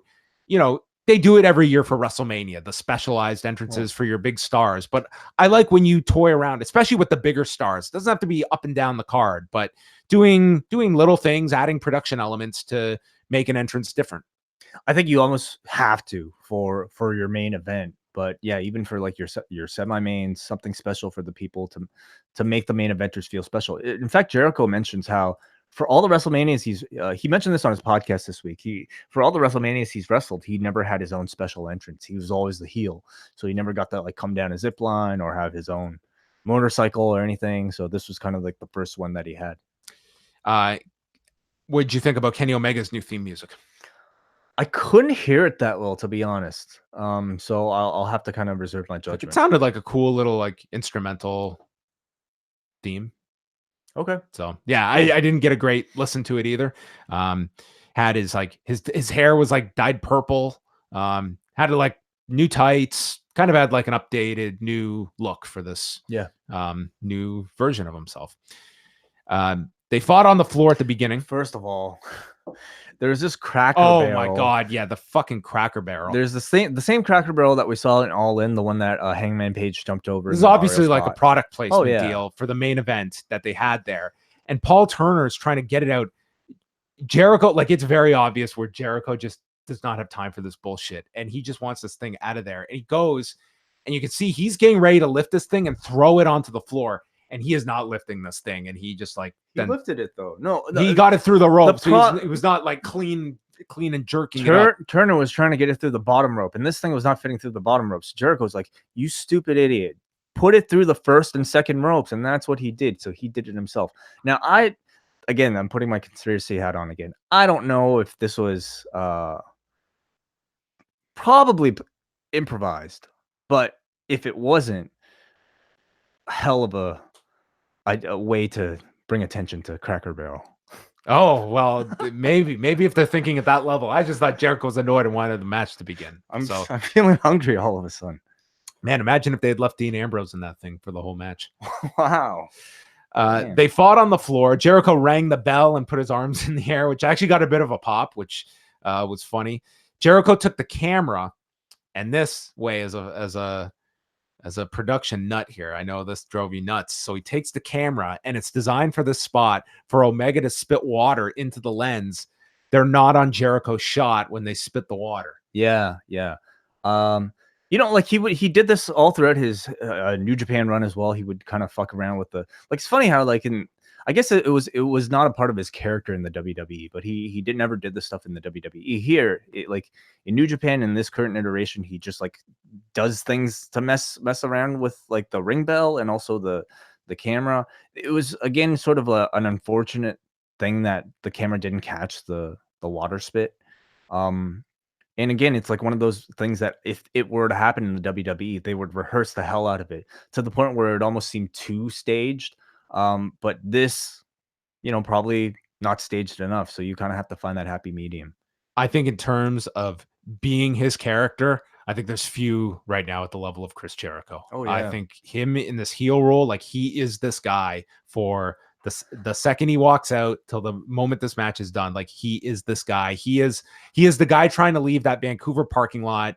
Do your fucking job, Chris Jericho. Yeah. He is that guy the second he walks out as this character. Yeah. I think he's great. I do feel like this character works so much better in Japan though, because everybody around him. He needs Shota Umino or the young lions there that he can also attack. To me, like, he is such a contrast to like what you would typically see in Japan. Like, to me, he feels shocking in a Japanese audience, whereas like in America, he just kind of feels like, oh, he's a wrestler.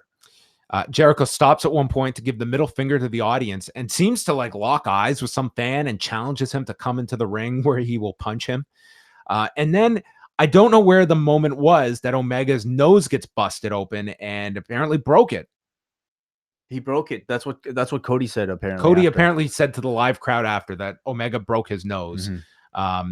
Jericho then brought out a table, and this looked like a heavy-duty table. This did not look like a thin wood one. It looked different from your usual tables in AEW. Like, it wasn't quite a Japanese table, but it also wasn't quite your typical brown American tables either. And we had 2 table spots on the show. We had Janela taking that choke slam on the pre-show, and this. So Jericho brings out the table on the floor, and he's holding it. It's kind of shielding him, and Omega dives over with a tope con hero, landing on the table, which Jericho lets go of. So Omega comes down back first onto the table, onto the metal ramp, and Jericho's arm looks like it gets smashed coming down as well. And he's selling this arm tremendously well, to the point that you're wondering, did he really smash his elbow here? Because it looked like he did. And then Omega regains his footing and hits a springboard double foot stomp onto the table on the floor. So this table looked like an absolute bitch to deal with. I didn't quite hear whether or not he actually did this, but Excalibur, I believe, said that Omega said, "I am the table." He did say that, yes. Okay. Omega then landed a V-trigger to the back of the head into the corner.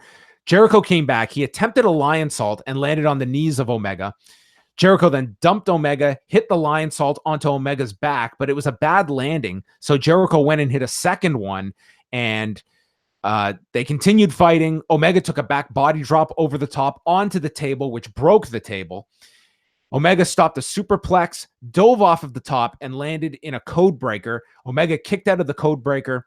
Jericho then blocked a V-trigger, applied the walls, and Omega was able to kick his way out, hit a V-trigger, and he goes for the one-winged angel, and Jericho was going to block it and turn it into a DDT, but they couldn't hit the DDT, and it wasn't smooth, and they didn't go immediately back to it. Like they did several other transitions, but it was obvious. The fact that you could see them going back to it, you knew it was important to the match, because I think Jericho and Omega too, like they know, just scrap it if it wasn't essential. And it obviously was essential here. So they go back to it. Jericho is able to turn it into the DDT.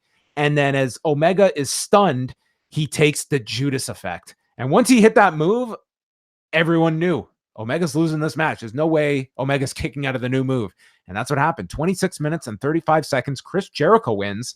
I thought there would be a chance that he would kick out. You know, I didn't think so. They've often done the thing where like they build up to a new move only for like a near fall. But you know, I was also curious to see. Like you didn't think Jericho would win? No, I didn't. So I thought Omega was winning this one. You know, so I mean, I think to some people it must have been a surprising finish. Yeah, I think it makes the Okada match even more interesting now. Definitely. And also Jericho being set up now to take on Hangman Page for AEW's world title. I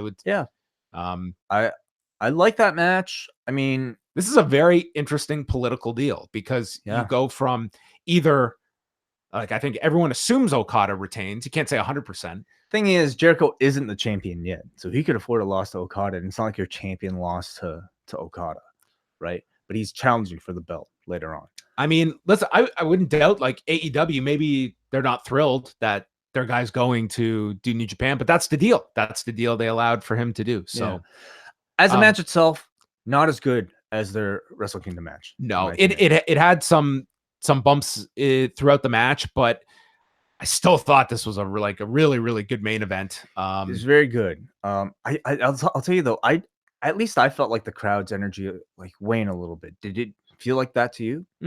I didn't think it. I thought the crowd was pretty into this. Yeah. Throughout. I mean, it was a long match. It was 26 and a half minutes. I thought like this was one where even when they messed up the DD, like they really had the intensity factor that I think gives you a lot of leeway. That, you know, a spot screws up, it's not the end of the world, and it actually contributes to the story. Especially knowing about the broken nose. Yeah, we learn after. Well, we didn't hear on the broadcast. It was announced to the live crowd. Cody said he wrestled like half this match with the broken nose or something like that. But then after the match, Jericho then gets onto the microphone. He says it's his time now, and he is AEW. He said that this is not a company for the fans. It's a company for him. And he took credit for the television deal and selling out the arena. And he demands a thank you. And that's what he wants, a thank you. And out from the crowd comes Jon Moxley. He comes down. Everyone's going nuts. And he comes in and he hits the former Dirty Deeds onto Jericho, as well as referee Paul Turner. And everyone's thinking, oh, does this mean Jericho and Jon Moxley are going to resume their feud? Is Mitch the Potted Plant far behind?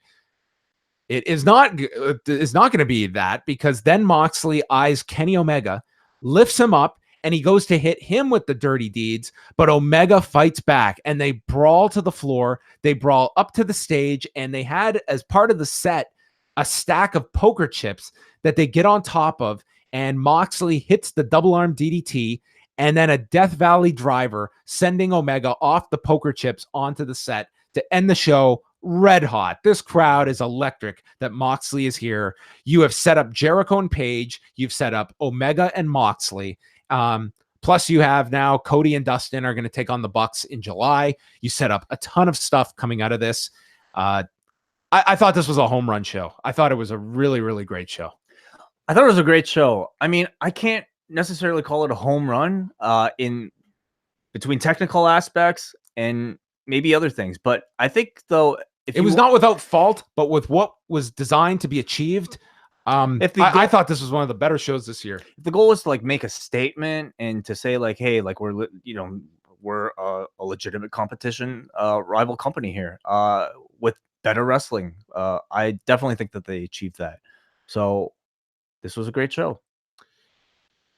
Yeah, a definite thumbs up for me. Some other notes here is that Tony Khan has stated that Moxley is full-time with them, but he is open to Moxley doing international dates as well. So that's one announcement. AEW confirmed tonight that it has officially signed Moxley to a full-time, multi-year agreement effective immediately. Moxley, who was twice voted as most popular wrestler of the year by PWI, will make his in-ring debut at Fyter Fest on June 29th. Cool. Phone lines are open, everybody. 1-732-800-4423. Long distance charges may apply, but if you Skype us, search for Post Wrestling, you probably won't have to pay a thing. So if you want to get your thoughts in, a lot of you guys are still in the chat room right now watching us live. So let us know what you guys thought of AEW Double or Nothing. Let's go to the feedback on the forum right now to start off. And a lot of votes. Substantial amount of votes compared to like our typical reviews. So that, at least gives you a gauge of maybe the interest of the show. Out of 1 to 20, what do you think the board voted? 18. 16.9. Okay. Yeah. 18 would be really high. It'd be 9 out of 10, but this is I'd give this show like a 17. Yeah. Okay. 16.9. We go to our first phone call. And joining us is Bruce. How's it going, Bruce? Hey, how's it going? Very well. What'd you think of Double or Nothing? I really, really enjoyed it. The friends that I watched it with, and I just found it really refreshing to be, watching a show that was so wrestling focused, that had so much variety on it.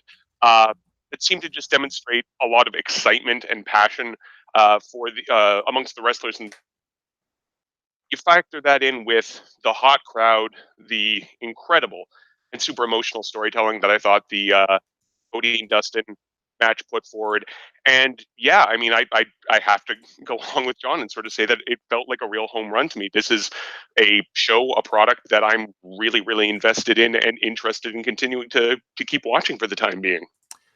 I think that anyone that, if you were sampling this show, you left it, I think it left you really invigorated to see the TV show. Obviously, this is not the kind of show you can do every week on TV. The TV will be very different. But in terms of just, especially at this time where I think that people are desperate for looking for different things, this was the kind of show that I'm sure grabbed a lot of people tonight that maybe were sampling it for the first time. Absolutely. Just for whatever it's worth as well, the partner of one of my friends that was just kind of sitting in with us, she often kind of watches the wrestling with us and sometimes likes it, sometimes doesn't. But she had an absolute blast with this one. She thought that this was the most fun and entertaining, fast moving, and varied show that she'd ever seen. She's actually interested in tracking it and seeing sort of what happens next and where some of these people that, she's just seeing for the first time, where they go. And, and we're not talking about a lapsed fan here. We're talking about somebody with essentially no contact with wrestling previous to this. So, I mean, it's a small sample size, of course, but I have to think that bodes well in terms of the potential for AEW to start reaching a wider audience. For that particular fan, did you ask her what her favorite match might have been? I think for her, it was the Dustin Cody match. I didn't officially ask her as such, but she was very interested in all three of them. I think for the very different sorts of stories that each of them was telling, right? The family emotional story, a very intense, high flying physical match, and then this sort of more like grueling, drawn out sort of endurance test that the last one was. Awesome. And how about you? What was your favorite match of the night? I mean, like to be like really nerdy and analytical about it, I think I gave the highest ranking on Grapple or whatever to the Bucks Lucha Brothers match. But I mean, I like you're sort of saying, I think like that scene of Dustin bloodied, Cody's his blood just kind of almost Cody and Cody's hair at the end, and then the two of them embracing, like that's you can't write or paint a better image or wrestling story than that. It's a story that writes itself. It's a story that was on the table for the WWE to pick up and theoretically do anything with years ago, and they didn't. They left it on the table. It built steam, it gained momentum, and it finally paid off. And that's definitely a match and a story and an image that I'm going to be holding with me for a long time.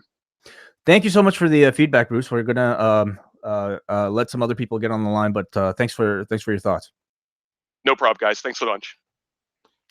Okay, a lot of feedback on the board. If we can kind of get through it all, phone lines are still open. We will put some priority towards phone calls. So,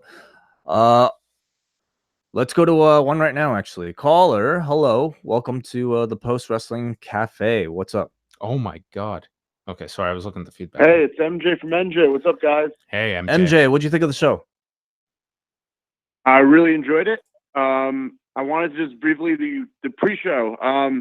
Did you guys feel like you were watching BTE, but like flicked up for television, like a TV show? Like the little bits at the end that they did, like with Matt meeting Michael Nakazawa? Yeah, that Cody showing up with FTR, which was like obviously a bit, and then kind of they ran the intro to the actual show. I would love to see that be like the new BTE on TNT when they go there, and that's part of like the weekly TV. It's really what.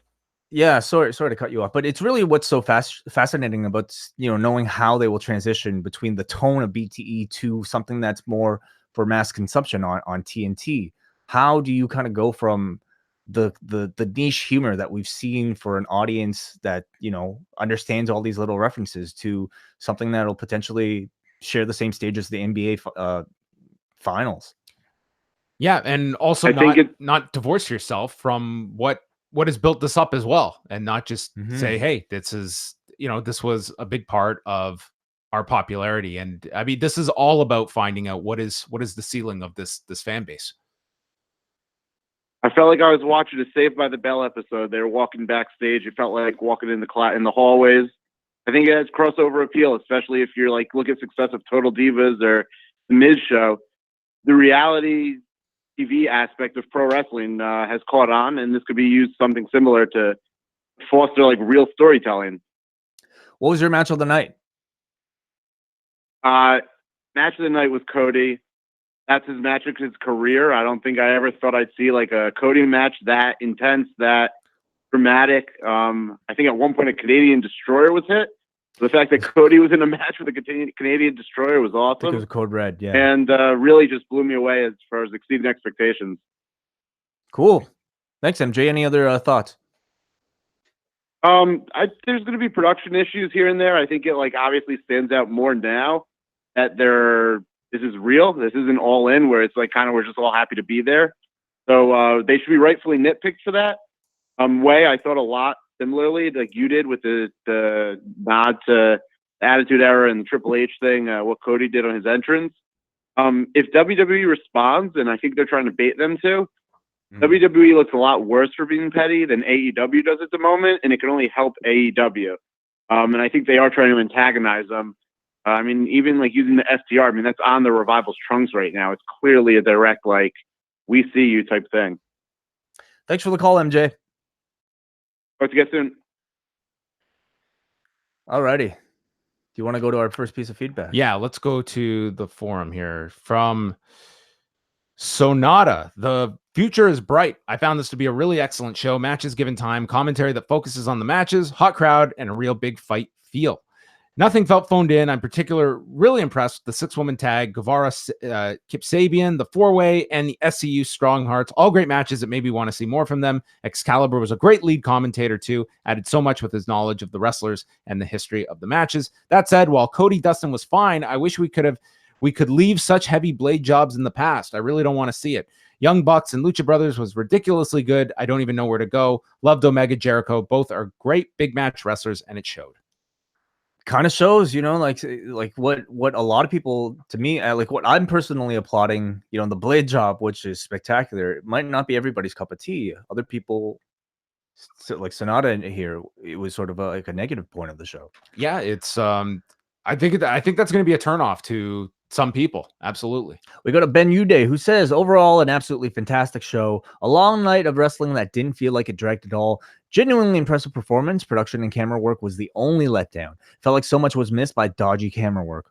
Also, Saturday night pay-per-views are fantastic for the UK. When you're going to bed at 5 a.m. on a Sunday morning, it's a lot easier than before work on the Monday. Hansi is on the line. Hansi, what'd you think of the show?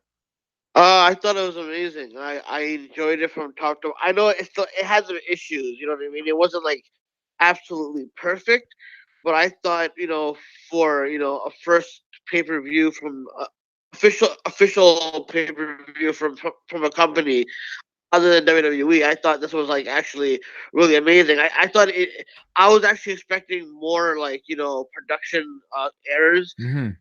Like when ROH started doing their pay-per-views, on whatever streaming service they had prior. I used to think that they need to step it up. So I was expecting that level of production errors, but I really enjoyed all of it. I say Dustin and Cody Rhodes was probably my favorite, maybe because it was the blood. I did like the Bucks and Lucha Brothers. I like the Aja Kong match. Mm-hmm. I'm on a Japanese, I'm not as familiar with Japanese wrestlers, but she stands out because she was part of one of the better matches in '95 Survivor Series with Alundra Blaze and all of them. Mm-hmm. And I always dug her. Like I always thought she should have been more a part of the WWE back then. But that was basically it. And I was wondering, do you guys suspect that it will be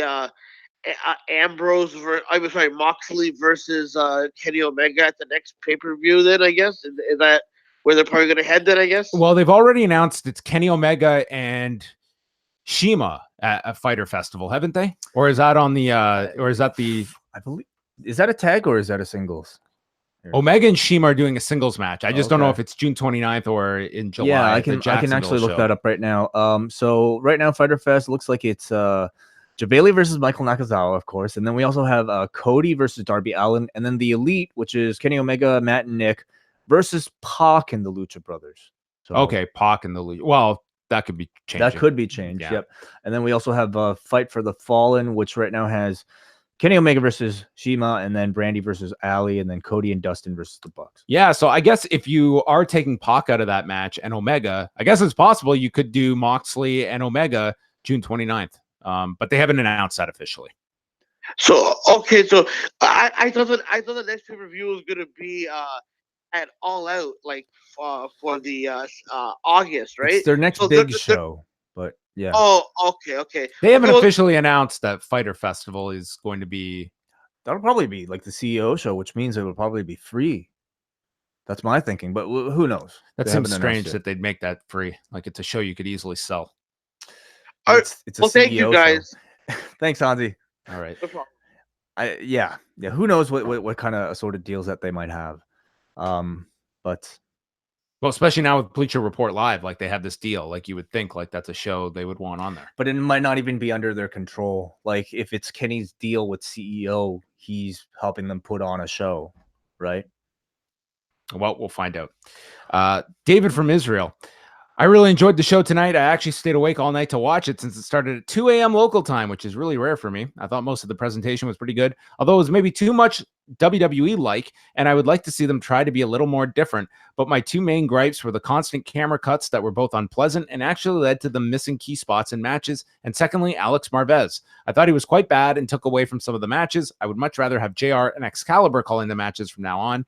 In hindsight, can you explain the rationale between WWE giving Ambrose such a grand exit from the company? It doesn't seem like them to give someone such a relatively respectful departure if they assumed he would be going there. Well, for one thing, I think for a long time they wanted to make sure he didn't go. Secondly, like his wife works there. Like if you really kind of piss the guy off, like while your wife is one of your lead commentators on the show, how would that make her feel? And I mean, I ultimately feel like they respect him enough to want to work with him again someday. And they also benefited, I think, by, being able to do that network special. It's like, okay, the guy's leaving. So yeah, we could have this guy just lose on the way out in all these undercard matches. He actually did lose pretty much all the matches. He did lose, and they did it in a prominent way. So they tried to get new guys over, and and they let him go in a kind of classy way at the end. He got like a little farewell. Yeah, it is unlike them, but there's no knowledge that they would have even known where he was going potentially. Let's go to the phone calls. Caller, you're on the line. Hey, what's going on? Oh my God, what did you think of the show, Brandon? You know what? That's how you say "hey" in Spanish. What do you think I am, Israeli? Okay. Never mind. What did you think of the show, Brandon? I thought it was cool, man. The Cody and Dustin match was awesome, man. It was just pure theater up until the end with the hug and the brotherly love. I thought it was. I got a little misty-eyed at that. I got a little verklempt. Yeah, you must have had a similar situation where you're hugging your brother after a face full of blood match. Well, I mean, when I broke my brother's ankle when we were playing basketball, I hugged him after we went to the hospital. So it was great because I felt bad. That's very compassionate. I know. Thank you, Sean. Thank you. I got a couple of meanders real quick. I'll get out of here. Sure. That throne that Cody destroyed looked like a cake for Triple H's 50th birthday party that AEW had planned for next year. What do you think about that? And wow.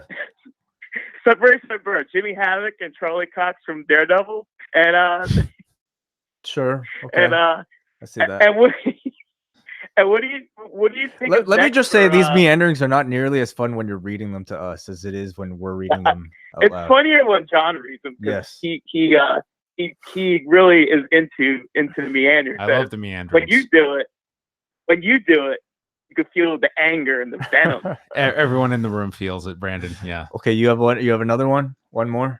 Oh, I'm all gassed out, man. I love you guys. And what's next for? What's next for AEW? Period. After I don't count Fighter Fest as the show. I guess the next All In and then TV. Like, where do they go from there? And it's going to be hard for WWE talent to escape now after that Moxley debut, right? Because it's a great point. It's Yeah. a great point that you bring up, Brandon. An actually great point. And what do you mean, actually? Brandon's always got great points. But if you are a talent, let's go with the premise that the WWE, when Ambrose left, that they weren't sure. I would imagine that, who knows what they knew and when. But I think they're going to be the chances of any talent getting their release now is probably zero. I just can't wait for Rewind Tuesday Night Dynamite. We can. I love you guys. I'm out of here. Thanks, Brandon. Oh man, A solid call from Brandon. I'm kind of dreading it, but I honestly I'm looking forward to it as well. You know, I'm really looking forward to like a different product that we'll be covering week to week. I'm fine doing Tuesday nights. It's the staying up Friday nights. How about or- Saturdays? How about Saturday? Every Oh my Saturday gosh, night. I don't know. We're really gonna have a come to Jesus meeting with ourselves. Hey Daniel, you're on the line. What's up? Hey guys, how's it going? Very well. I just want to call it. It's the first time I've ever got to give feedback because I'm in Australia and often every show's on a Wow. Monday. What time is it? It's nearly 4 o'clock in the afternoon. Oh, wow. So this I actually had to AEW make my show worked out girlfriend- perfectly for you on Yeah, a it's a great. Sunday morning into the afternoon. What a great time slot. Oh, it's perfect for me. It's like the UFC. It just lines up perfectly every weekend. Oh, I'm gonna move to Australia. I'm gonna go to Melbourne. But I actually had to make my girlfriend go shopping early this morning so we'd be back in time. Oh. Well, how did I the show? just wanted to Yeah, go ahead. Your thoughts on I the just show. want to say I was generally super excited just to get to be available to see it live and, you know, interact with people and talk about it. And I was generally just pumped for the whole show. Like, you know, judging from maybe your interactions, what were sort of the high points of the evening for you? From the Joshi match, everyone went crazy that I spoke to about that. And obviously the Cody and Dustin match. And it reminded me a little bit of the Eddie Guerrero blade job. Yep. Just a little bit over the top, but it doesn't worry me. I'm a little bit desensitized to that kind of thing. I don't have a great deal of points, but I just wanted to say that I really enjoyed the show. I thought it was really good, and I'm really pumped to see what comes up after it. That seems to be the general sentiment. I think a lot of people are really happy with the show and what is next. And they gave you a lot of things on the menu that are next that would leave you not just a great self-contained show, but things you want to come back to see, follow up, and the continuation of. A great deal of surprises, you know, big announcements, including Jon Moxley t-shirt that's available Amazingly, right now. He's already on Pro Wrestling Tees with a new shirt that reads "Unscripted Violence." Oh boy, Mox with a grenade as DO. That's a bit of lucky timing. Oh yeah, perfect timing. Yes, a lucky timing. Yeah. Thanks for the call, Daniel. All right, thanks for all you guys do. Hey, thank you. We didn't even mention it. Congratulations to the Toronto Raptors NBA Finals. Can you believe that, John? Yeah, it was a mixed bag for fans of the Bucks tonight. Oh my God, it was amazing. Wow. The Raptors are going to the finals for the first time ever to probably lose to the Golden State Warriors. But you thought they were going to lose this one. Everybody thought they were going to lose to the Bucks. I don't think I made a prediction on this one because I really didn't. I didn't even know if they were. The favored. Bucks had the best record in the NBA. Oh. What is your prediction for the finals? I have no prediction. I'm not a real sports fan. Are you kidding me? I'll say Warriors in 6. It's always the pessimist. Well, how about you, Jake? You got a prediction for the Raptors? Oh man, you know what? Now that you mention it, I actually had 2 screens set up for me, watching both Double or Nothing and the game as well. So yeah, I was popping for both events, and then I hope the Raptors do well. So how are you guys doing? Doing well. Yeah, doing great. All right, appreciate it. Yeah, the high point. This was such a phenomenal show. Even though it was 5 hours. It was 5 hours of variety and diversity as well. The length had no bearing on me at all tonight. It did. I thought it was a show that went by very quick. Yeah, I agree as well. My favorite match of the night was the Bucks versus the Lucha's brothers. That was a fantastically fun match to watch. Really exciting, and I really popped hard for the Moxley debut. It really gave me vibes of Scott Hall in that one Nitro when he came out of the crowd. Really good execution on that part. And I gotta say, as far as new up and coming stars, I am really high on MJF. I already liked him because I watched occasionally MLW Fusion as well, and I already liked him on that. But tonight he really shined a great spotlight, and he really executed that promo well. And I think he has the potential to be an amazing heel, hopefully in the near future. Yeah, I think he's going to be, a big standout once the television show hits, especially that he could be a great breakout star for them with that personality. And I think he had a great showing tonight. A great usage of Bret Hart in that segment. His stage presence was incredible. It felt like a real natural when he was out there. And the guy's 23. Yeah. Tremendous talent.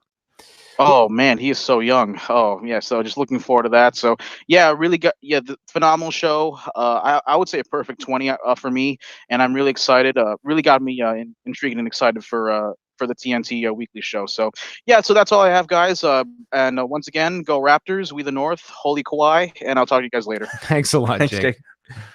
All right, should we go back to feedback here? There's Sure. a lot here. The calls keep coming. Okay, we will interrupt if we get calls. Yep. AJ from PA.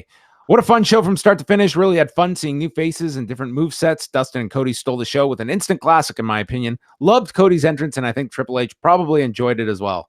Production was really great. Audio, lighting, and camera work was top-notch. I can do without the cuts to the single audience member, though. I like those. I like the cutaways. I like them too. I can understand maybe, somebody being reminded too much of like the WWE because they've been doing that a whole lot. But I thought they were all really effective. I like them in WWE, and I like them here. I think if you find someone in a genuine moment, I think they're great.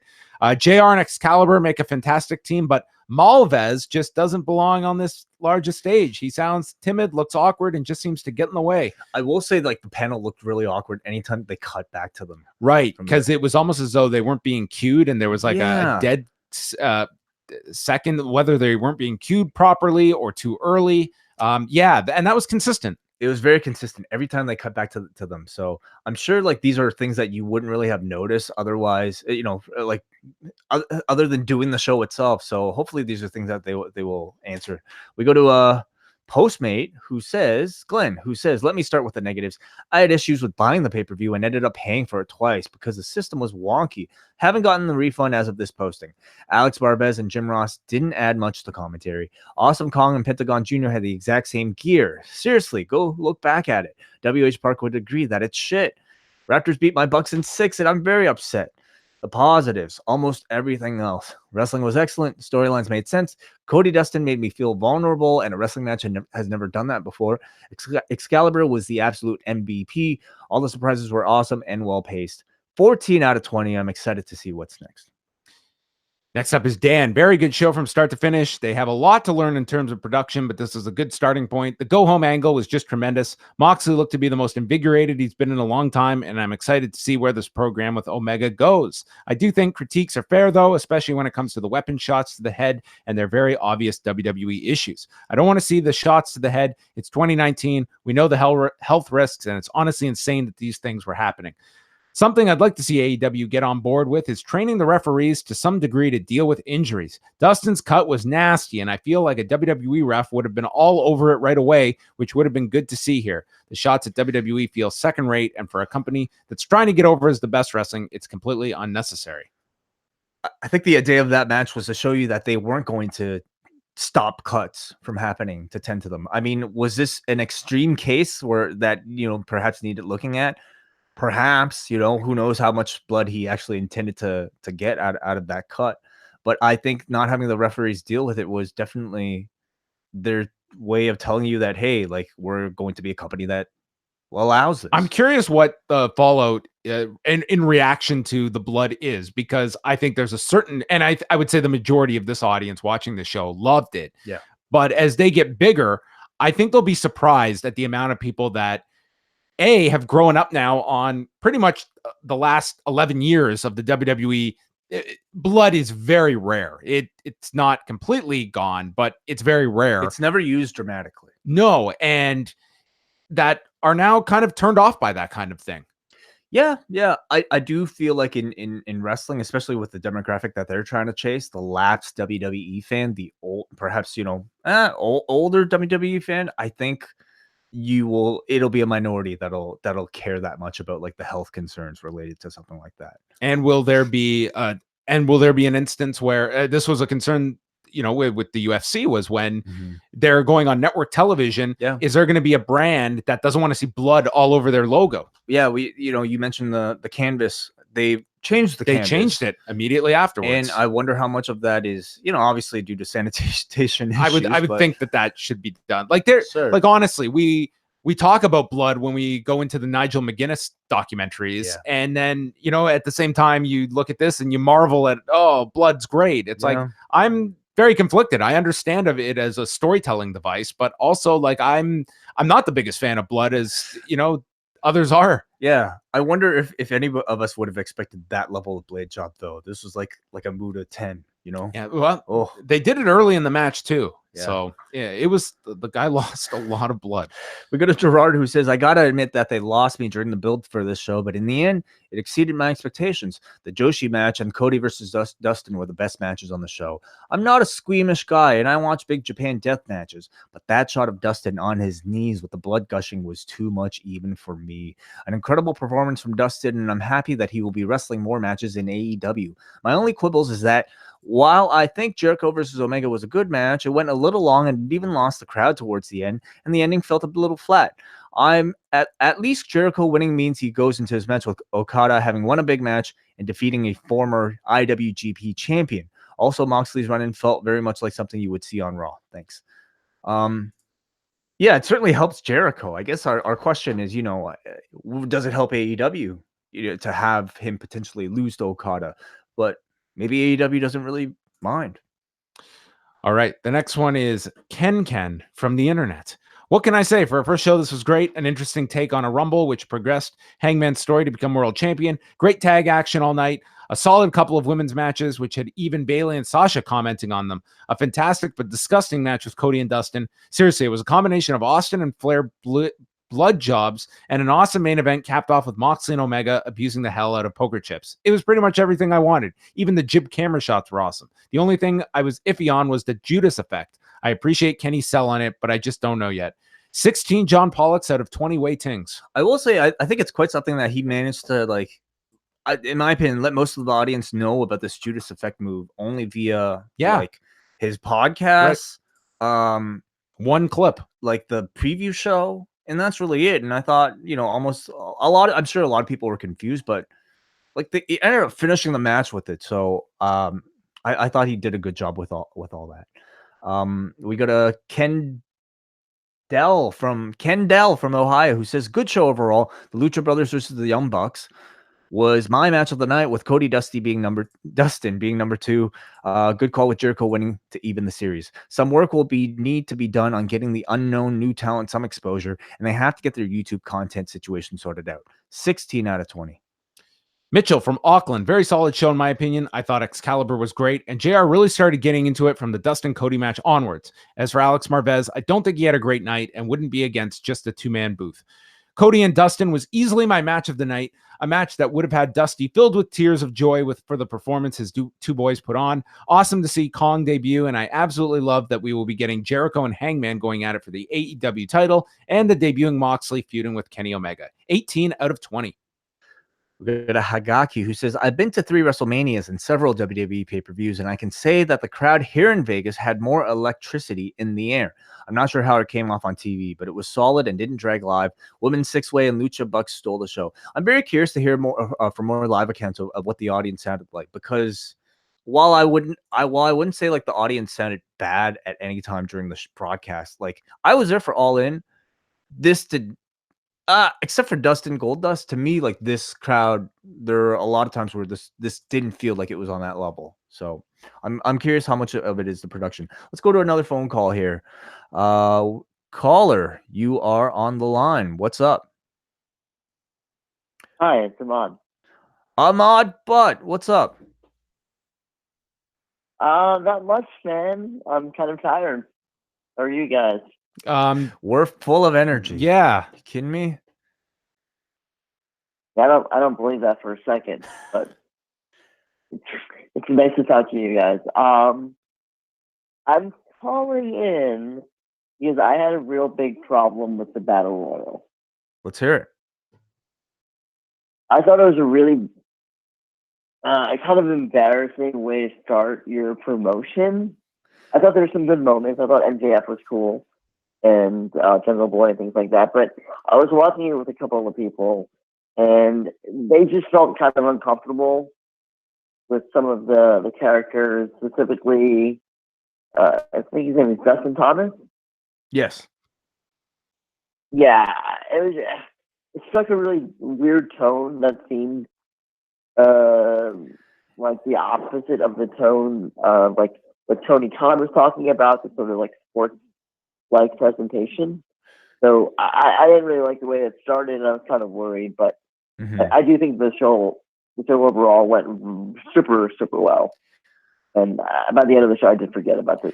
I mean, as far as as far as that goes, I certainly feel like the AEW kind of has to like flesh out where it is that they want to go, because you're talking about a company very much built on, again, the tone of being the elite, which is anything but sports like. It's wild, it's crazy, it's fun, you know. And you have Kenny Omega, who comes from a DDT background where that stuff is crazy as well.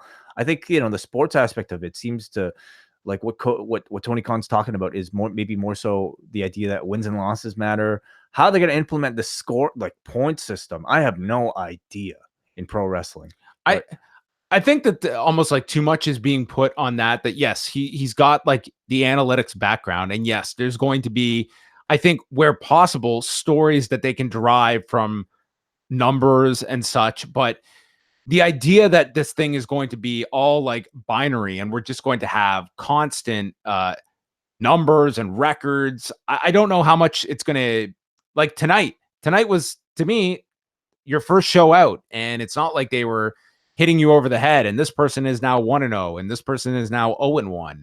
I think it's very much just getting back to matches meaning something. Like Jericho beating Kenny Omega wasn't just because, well, Omega won last time, Jericho's got to win this time, it's now 50-50. It's like, no, because we have a direct plan of Jericho is now moving towards the title. Kenny is now going off into this program with Moxley, and you're going to be rewarded for buying a pay-per-view and getting the blow-off to a particular match, because now someone advances in their career and someone is sidetracked because they lose. And that's something that they see a major hole in the market that they can fill, that they can utilize. So, I mean, that's one theory of looking at it. I think a lot is kind of being put on this becoming so sports-like and being tied that it's going to be something that is, you know, resembling pure sport. And I don't think it's going to be. I think it's going to have, tonight screamed variety. To me, I think that's a mistake that they're emphasizing it so often in their press releases and in interviews. Yeah. And a lot of that too is probably by design as well, of like how they want to position themselves. But I think just by watching the program, you know, it's all theory at this point. I think until we get to the television show, we're not going to know exactly the identity of this company. We'll have a few shows to be able to judge it on by the time we get to the fall, but it's really going to be once they're several weeks into the TV show that you really get the tone and sense of how they're going to direct it. Any other thoughts, Ahmad, quickly? Yeah, just that the 6-woman tag with like Ajay Khan, I thought that match was like absolutely amazing, especially with, I'm not even that familiar with Ajay Khan. I mean, I know who she is, obviously, but I thought that match just like really, really stood out and was a great showcase for all 6 women, and I think it did a great job. I totally agree. Thanks, Ahmad. Yep. Yeah. All right, let's go through a few more. Yeah.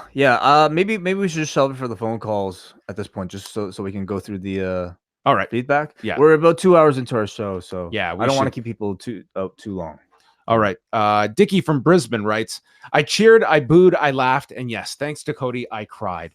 Firstly, as an Australian working a Monday to Friday job, I'm all for a major promotion running a Saturday night show so I can watch on a Sunday. You know, it is a interesting point choosing the Saturday, especially where you have penetration in the UK and Ireland, something that if you are asking your fan base to stay up till midnight for the start time of a show, much easier to make that ask of your fan, especially on a new product on a Saturday night versus a Sunday night. I don't know how some fans in the UK keep up with WWE with a Sunday night pay-per-view. Yeah, I'll certainly say like AEW seems to have pay a lot more attention to its UK fan base, and that probably goes to because Tony Khan is so invested in that market. Oh, and you know, based on your TV deals, it's the US and it's the UK right now.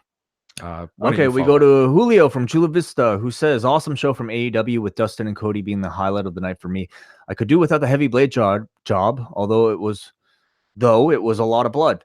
Post-match between those two was emotional as it gets, and that's why I love the sport so much. 18 out of 20 for me. Okay, I'm going to go to Brian from New York. Overall, it's nice to see optimism with any wrestling product, so I'm excited to see where AEW goes from here. For someone casually into this company and coming into it without seeing any of being the elite, the first half of the card, while solid in the ring, didn't draw me in a ton. Hopefully, once they're on TV, it's a bit easier for an entry into their stories. The back end of the card was really where the night was made. The electricity of the last 2 Cody matches have been off the charts, and Dustin more than lived up to his end. Not sure we need as much blood as we had tonight, but maybe that's why AEW is so keen on getting health insurance for all their wrestlers. We're going to kill you in the ring, but don't worry, we'll have you insured. Hell of a night for the Lucha Brothers. The twisting springboard Hurricane Rana by Phoenix was unlike anything I've ever seen before. Only wish it had been saved for a little later in the match so it would have had a bigger impact. Jericho and Omega didn't quite live up to their last match, and I'm not too sure about the Judas effect as a finisher, but I liked a bit of a swerve on the victor. Jericho will do a great job making Page look like a star if he's to win the belt, and they can save Omega Page for something bigger down the road.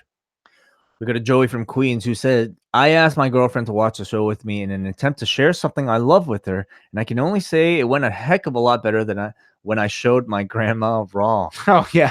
While the first match was okay and the next 3 were pretty meh, to be honest, the final 3 matches were worth the price of admission, with Cody and Dustin being my favorite. A nice, reasonably long pay-per-view that ended on a real good high with Jon Moxley making his return. 17 out of 20. Guillaume from Quebec City. Cody versus Dustin was definitely my match of the night. Great storytelling and a perfect ending. Kind of disappointed by the main event and the angle that closed the show. I wasn't a big Dean Ambrose fan in WWE, and I don't think he should be built as the top star of AEW. Great pay-per-view, and I'm so proud of the Super Smash Brothers impactful debut. Impactful might be a stretch, but a debut nonetheless, and I think a great addition to their tag division. We go to Rick, who says, it was a fantastic show. Every match delivered. Match of the night was Cody versus Dustin and Bucks versus Lucha Brothers. Both women matches delivered over expectations. Awesome Kong is a big surprise, but Bid Breaker winning means that they are really going to focus on building their homegrown talent. The Joshi 6 women, even not meant much of the audience knew who they were, but they started to show their appreciation for the performance of the wrestlers. Overall, it was great, but I found it a little bit negative about the cameras. Personally, I think they are switching angles too many times in a short period, which sometimes caught off a bit of the action. Chris from Queensland. Full disclosure, I'm not a huge fan of Being the Elite, but this pay-per-view delivered for me. The Casino Battle Royale, although unique, was spectacular and had some meaningful stakes attached. Cody and Dustin had a bloody emotional match, although I missed when he was busted open. Loved the subtle jab at the Fed of having a legend in ring to present a new championship, and the crowd made me wish I was there rather than questioning when it would end. 20 shock appearances out of 20. I didn't think having Brett in there to present the championship was any type of jab toward the WWE. I thought it was symbolic of, like, you know, a WWE Hall of Famer that's pretty synonymous with the WWE title. Okay, so what? To get, like, you did think it was? I just thought it was something that here's a guy that's just a legendary wrestler here to present the belt. A guy under with a WWE Legends deal. Who else would they have gotten? Guy had just been there at the Hall of Fame a few weeks ago. It's certain something that I'm sure WWE wasn't crazy about Brett doing. I mean, Brett also went on a Starcast panel saying a ton of shit about the WWE. I'm sure they weren't happy about that either. Yeah, well, but that's just Brett. That was just Brett, but that was AEW also utilizing him. Yeah, I don't know. We go to Jeddah, who says, just call me Jeddah. Pretty much the best pay-per-view I've seen in a while. Lucha Brothers versus Bucks was an experience. The only down I would spot is that Omega Jericho was slower than all the other matches before, even though the payoff with Jon Moxley was pretty good. 20 out of 20. Also, in 2019, we had a pretty serious Dustin Rhodes match. All right. I think that's going to wrap everything up. Thanks, everyone. Tons of feedback tonight, and I'm noticing a lot of people, lapsed people, coming back to provide feedback as well. So, very intrigued to hear people's thoughts in the days and weeks to come. So thank you again for tuning in for this live show. And Wayne and I are going to wrap things up, but Sunday night, we're going to have an interview up on the site for everybody. The Shockmaster is going to be joining us. Fred Ottman, who's going to be coming up to Kingston, Ontario in a few weeks for Chinlock Wrestling for their Legends Convention. He'll be speaking with me. And then on Monday, we are going to have, for members of the Post Wrestling Cafe, we're going to be releasing the entire interview I conducted with Jimmy Corderas for the recent Owen Hart documentary. And then Monday night, we are back with Rewind a Raw. And we will see, is there going to be, is Triple H going to break something? A weightlifting belt. Yes, perhaps. Polka dots. Maybe he'll come and bleed. I don't know about that. We'll find out. An exposed turnbuckle, maybe. Yeah, or like a Siberian Husky. No, that'd be terrible. I'm exhausted right now. So I know, I could tell. Let's wrap this thing up. I'm going to bid everyone a fond farewell. Thank you for all the phone calls. Thanks for those that wrote in. And we will speak with you in a couple of days.